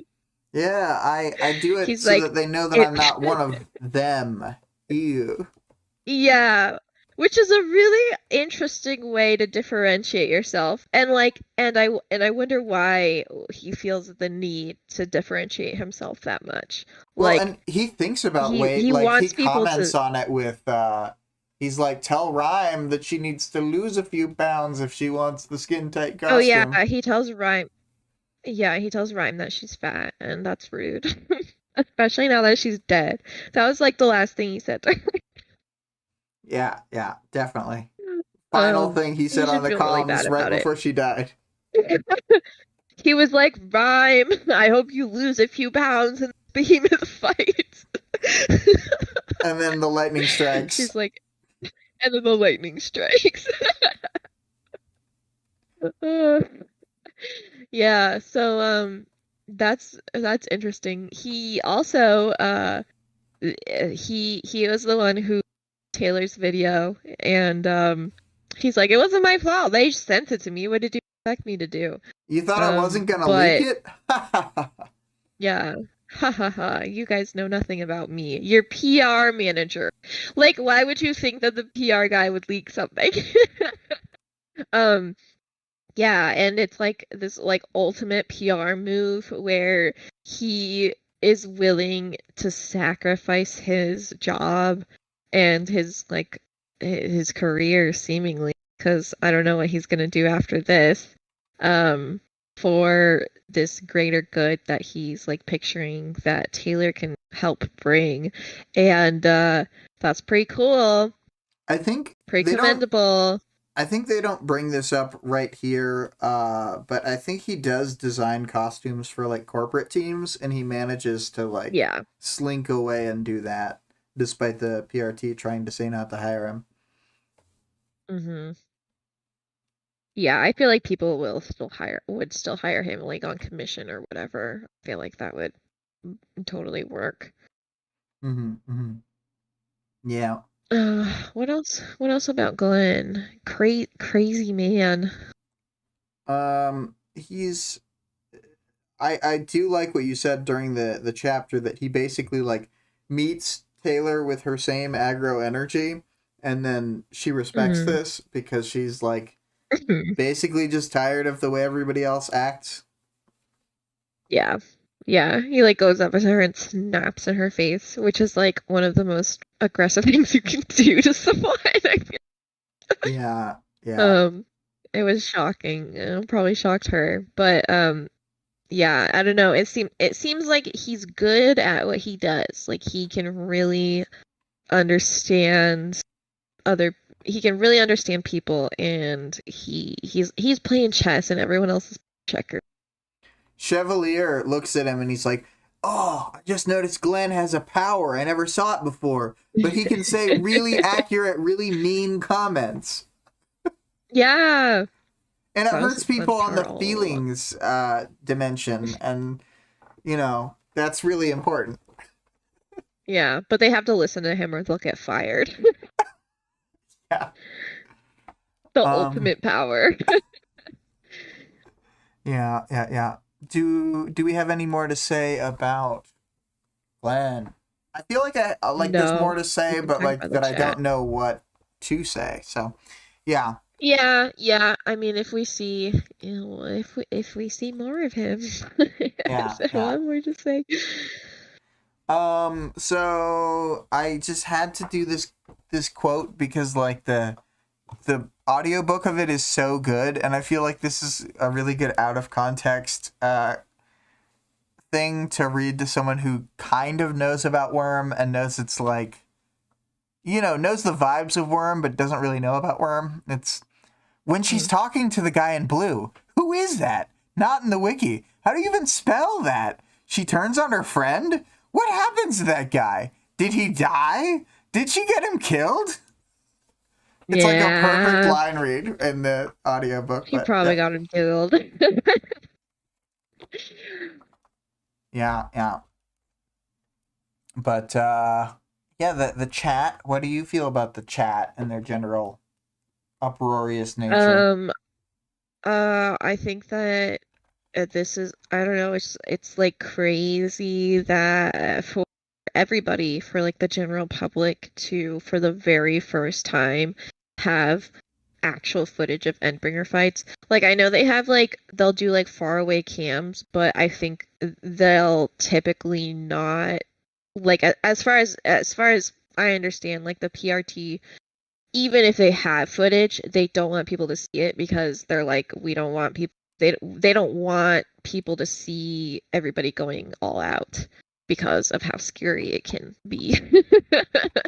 Yeah, they're like Like we can show powers, people but we seem can't freaked show them out. going ham. Yeah, I feel like I feel like I remember there was like a commenters like freaked out about like Lygia and like her power. Um and yeah, so the public has never seen that before. They've never seen, they've never even seen like very good footage of the Endbringer fights, and now they have this direct body cam footage, and it's of somebody, while they didn't go toe to toe with Behemoth, they kind of do because they they rip off his leg the one time. She like goes into the underground, which is probably pretty bad for the that if that whole thing was to be secret. Well, I think um it's probably pretty bad for the cold capes, yeah, but I think Glenn does cut out a lot of like segments, and I, okay. I got the impression that the people from the one first underground thing that she went to are like Mhm. literally all gone from Earthbet wholesale. Okay. Yes, those people will be gone, yeah. But um I don't know. I like wish that I could live in this universe as a non-parahuman. Like watch this crazy footage leak happen because I just can't imagine what that would be like from that perspective. Be pretty crazy. Pretty crazy. Did you watch that footage of the fight? She was like flying around like a bug. She was She was moving flying bugs around, she around was like like a bug. smooching people. Her friends were being her friend was being racist and then he killed for it as Mm-hmm. punishment. Uh Yeah, yeah. All these crazy things. And yeah, it's like I said earlier that when the newscasters are like talking about the percents of stuff, like when they say like a full 18% of people who voted are waiting for more information or verification before celebrating the hero's victory, and 10% of people don't intend to celebrate at all. Um, yeah. like that's so much better than when he's like the first third of people would do da da da, and like Hmm. or when it's into fifths and he's like describing fifths of groups, and it's like uh just whatever. I don't know. It's too many characters think in the same like way that feels like a Wildbowism, and it's not that bad. It Mm. only happens like 3-4 Like times. describing things in fractions. Yeah, yeah, yeah. But just the way that it happens, because I've read the story a whole lot, is it Hmm. always sticks out to me like glaring. I don't know. That's funny. Yeah, I feel like I always like to myself about those kinds of things, I'm always a something out of 10 type of person, which is basically the same as a fraction. So Yeah.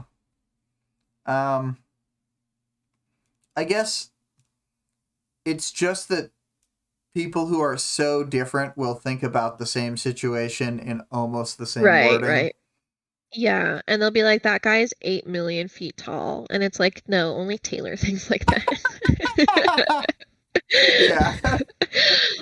Each character is taller than the last. I was watching a book review on Quicksilver, which is a popular a popular romantasy book right now. That No, sounds very, very bad. nothing to do But with it was just Pietro or I anyway. don't know. Um, but it was reminding me so much. It was reminding me so much of Taylor and the height problems I have with her because every single time a new character was introduced, they would be introduced as taller than the last. Oh dear God. And like the people just kept getting taller and taller and taller. And like even just like one of them got described as 7 feet, and then another character gets introduced and they're even taller than the last. Like, Yeah, yeah. I was like, oh my God, this reminds me so much of Taylor. Because every single person she meets is one of the tallest people she's ever seen. Yeah, she's like, okay, so I was pretty tall for a girl, and he was Yeah, an she's like entire pretty foot tall, taller than me, and then Danny's significantly taller and then than Danny's him, taller and than then him, and and Coyle's then taller Coyle's than taller than Danny. Danny. And don't even get me started on Manpower, because Manpower does not get bigger because of his, but he's 8 feet tall. Yeah, Like, he was his just power already doesn't eight make feet it bigger. tall. It's fine. He loved basketball before he got his powers. Yeah, yeah. He's just 8 feet tall for some reason. I No thought it one was can tell really my funny because secret in Ward, identity as the 8 foot tall man. it's like he tries to retcon it in Ward because Victoria talks about like wrestling with him when she was a kid, and she was like, yeah, he was a big guy, and it's like that's not what we heard. We heard that he was 8 feet tall. That's not just big. Yeah, yeah. That's something else. Well, maybe that's why he decided to join a team who is doing public identities. He's just like, it doesn't really make Yeah. sense for me, He's like, it doesn't make logistically. sense. I'm just so tall. We're Oh not my even gonna God. be able to hide whose family we're in. Like, they're gonna see me, and then they're gonna look and be like, oh, it's all the rest of them. They're gonna be like, yeah, they're gonna be like, there's that 8 foot tall man and like 12 other blonde people. And one mousy brunette. And one mousy brunette that looks really sad all the time. Yeah, yeah, It's pretty easy to see. yeah. I lost track of what we were talking about. Just the chats, The Parahumans chats. Online, the media's response to everything. Yes. I would you be celebrating? Would you think Behemoth is dead and I don't care what comes after? I'm gonna whoop it up. Oh, sure. You Yeah, know, I'd have why two not? beers.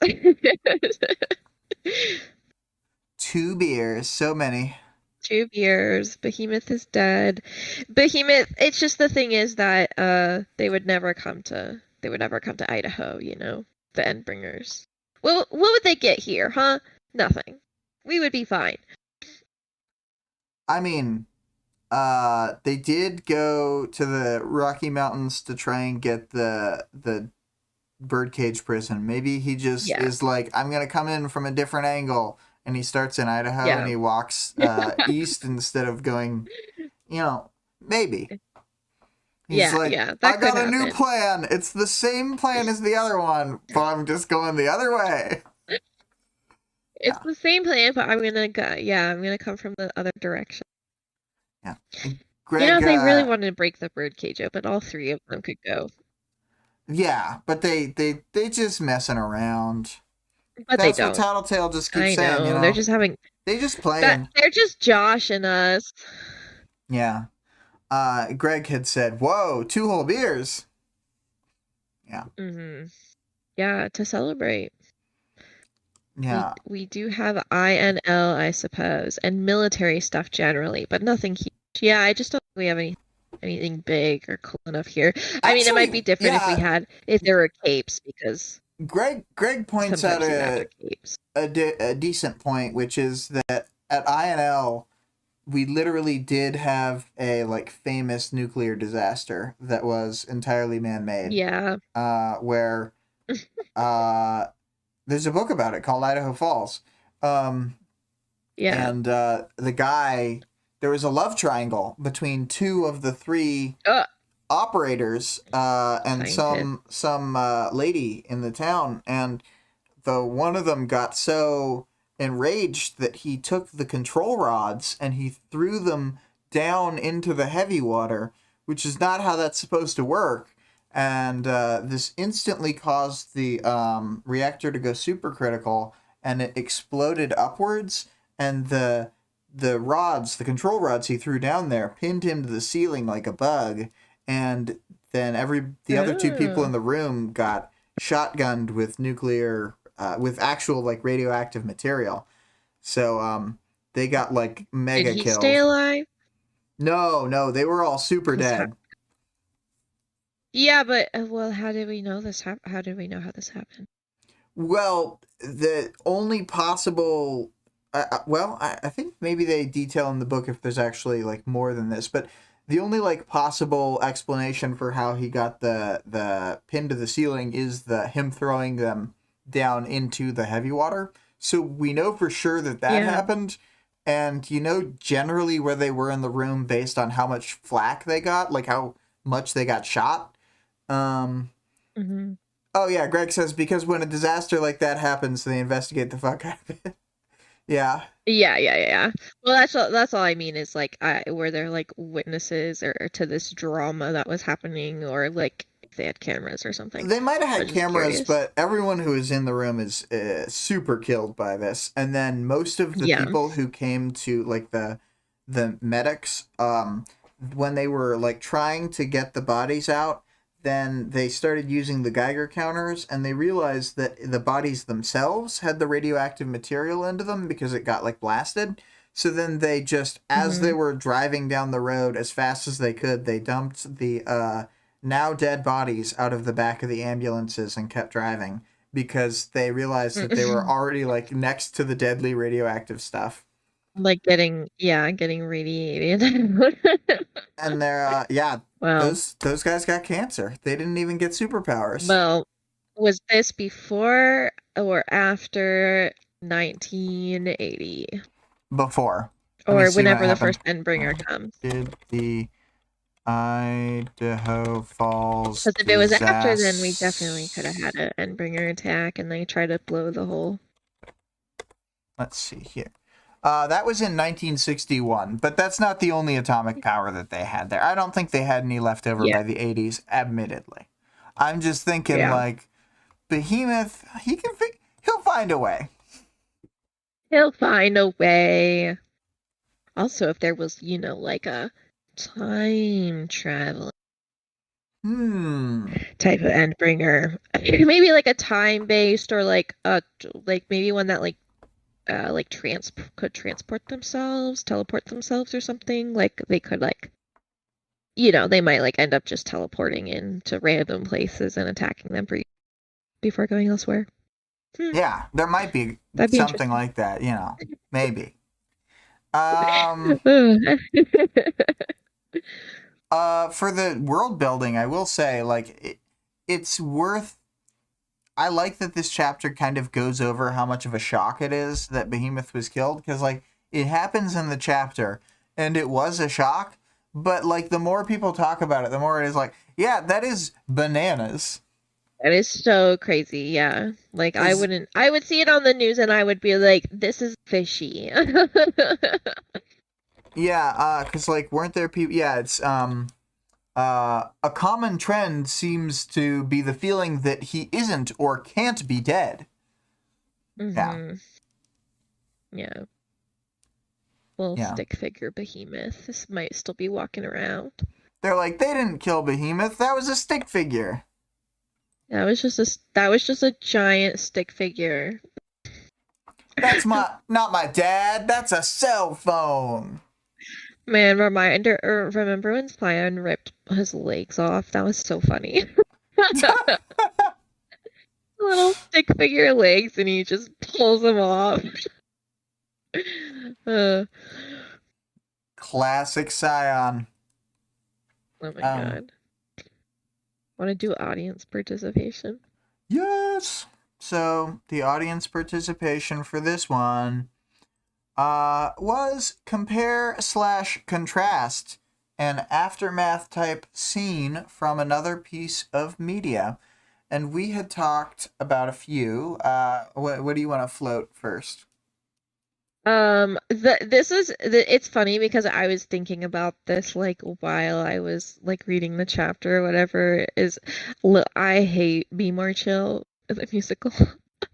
But the Mm-hmm. smartphone hour song, and when I was talking to William, I feel like there's definitely like many musical that after the intermission, like the start of Act Two song, is like an aftermath, like wrap up song where everybody's gossiping about the shit that went down in the first part. Mm-hmm. Mm-hmm. Or like we're getting up to speed with like everybody's perspectives and stuff.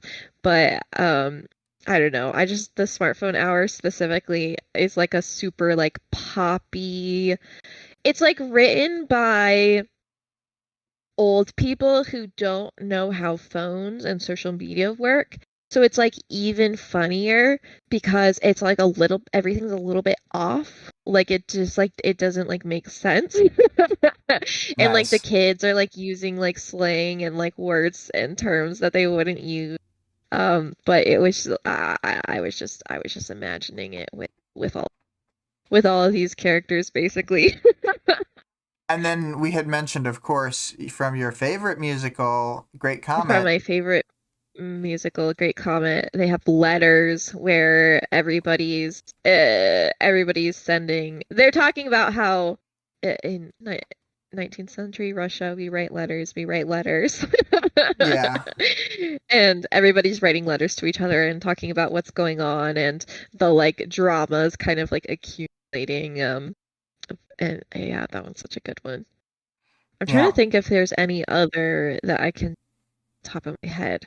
The There was definitely a couple songs like that in Wicked, but I can't remember when they are. Like that's kind of like the initial in Wicked is like a wrap up aftermath song where they're singing about how the witch is dead, and how it happened and all that kind of stuff, I feel which like is it's like a very funny opener. I feel like it's common in TV for something like this to happen, for there to be Mm, like we did the end of the season thing and there's still 15 minutes left of us checking in with each character and all yeah. of them saying what this means to them. Like on a West Wing, they might all talk about like, oh, well, this election really taught me that the Rob Lowe character is a good guy, and I'm like, man, you guys should remember that Rob Lowe's a creep instead. Um, um, but also like the Lord of the Rings, Return of the King. That's the name of the one. In the Return of the King, there's the scene everybody talks about where it just keeps having more endings, and I'm like, no, but that's good. I like this. This keeps having more endings part. It works for me. I feel like I always talk about the wrap up chapter in Pride and Prejudice because I hate it so much. So that's my Mm, honorable mention too, is the nice. wrap up chapter in Pride and Prejudice where they go, this is what all the characters are doing and this is what they're all thinking, but like it's like everybody's happy and perfect except for the characters that you're supposed to think are bad. It is kind of funny when there's like the "and she died" kind of thing from an old book, when it's Yeah. like Am I supposed to take something from this? Like, just that we, No, you're just supposed to like feel cathartic, but it doesn't ever feel cathartic yeah. because it's fake and it feels more fake because it's tacked on. Well, it feels like the Family Guy joke where they don't have like a real way to explain away the fact that that Joe Swanson had a son when they first introduced his character, and he just goes, "He died in Iraq," and they just like move on. It's like really funny, but like that's that's how Yeah. those denouement like things feel for me when they're like, "And she died of cholera." And then she died and we never saw him again. See, that's what we needed. That's what we needed to clear up all the browbeat debacle or whatever. Yeah, yeah, exactly. If Just only we needed some could. clarity. Yeah, exactly. And I don't. As Wildbow, yeah, clearly he got annoyed over it, and I don't know the full extent of everything, but uh, I'd be fine with bringing Browbeat back. I Yeah, I'm fine with Browbeat being here or not being here. I think in the right now he is not. I Oh yeah, I he's I dead don't in think the he current dies in the iteration. first. Yeah, like he's dead here, but I don't think that he dies in the original Leviathan fight. I think right now like Vista goes and looks at his photo and then she's like also Browbeat Oh, because Greg she's is like no, mentioning the greatest aftermath type scene is from a Neil Breen movie. The I resign as mhm. president of the bank, and then the guy slowly raises a Oh gun no. and kills himself. And each person says like, "They now know my crimes, and I resign," and they'll like do whatever position they're in, and then they will also kill themselves, and the next person will walk up to the podium. It's the most insane scene. Oh Um, my gosh. Have you ever watched Undercover Boss? Because they have one of these at the end of every Undercover Boss. oh, nice. They just go They around and like have, have everybody so sort of have debrief. you watched an episode? Because like the way that these go down is crazy. I've only seen the fake version with Kylo Ren as the boss on the Oh, SNL. oh my God. That one was actually really funny. So like the premise is obviously you're a boss and you're a Uh But huh. what happens, like emotionally in the story, is that the bosses will go and work with like these minimum wage workers that they employ, and then they'll talk to them and realize like how sad their lives are and like how much like less fortunate and how much less privilege that they have. But instead of like recognizing that it's a systemic issue and that it's an issue like that all people have issues and that all of their employees are probably not making enough money to do the things that they want to in their life because only the CEO, the undercover boss, could do such a thing. They don't understand that. So they will just pick two people and then like at the end of the episode they'll be like they'll like do the reveal and then they'll be like you were really kind to me and your story about how your daughter can't pay for your daughter's college really touched me. So I'm going to do this. So they like give them whatever thing that they're striving for, right? Mm-hmm. And then like the people are like, "Wow, that's amazing." And they're always like super happy and then that's like the wrap up is like everybody got what they wanted in the end and then the boss is like, "I'm going to make all of these types of changes in my company." But one time there was I think that somebody did a video on this of like a um oh my gosh, I can't even remember his name right now, but like a Jarvis type of person. And there was an episode, and it was a business that was similar, like a Hooters style business, Uh huh. where it's like sexy girls. And he paid the person that he picked to help out was a young girl who worked for him, and he paid for her boob job. Nice.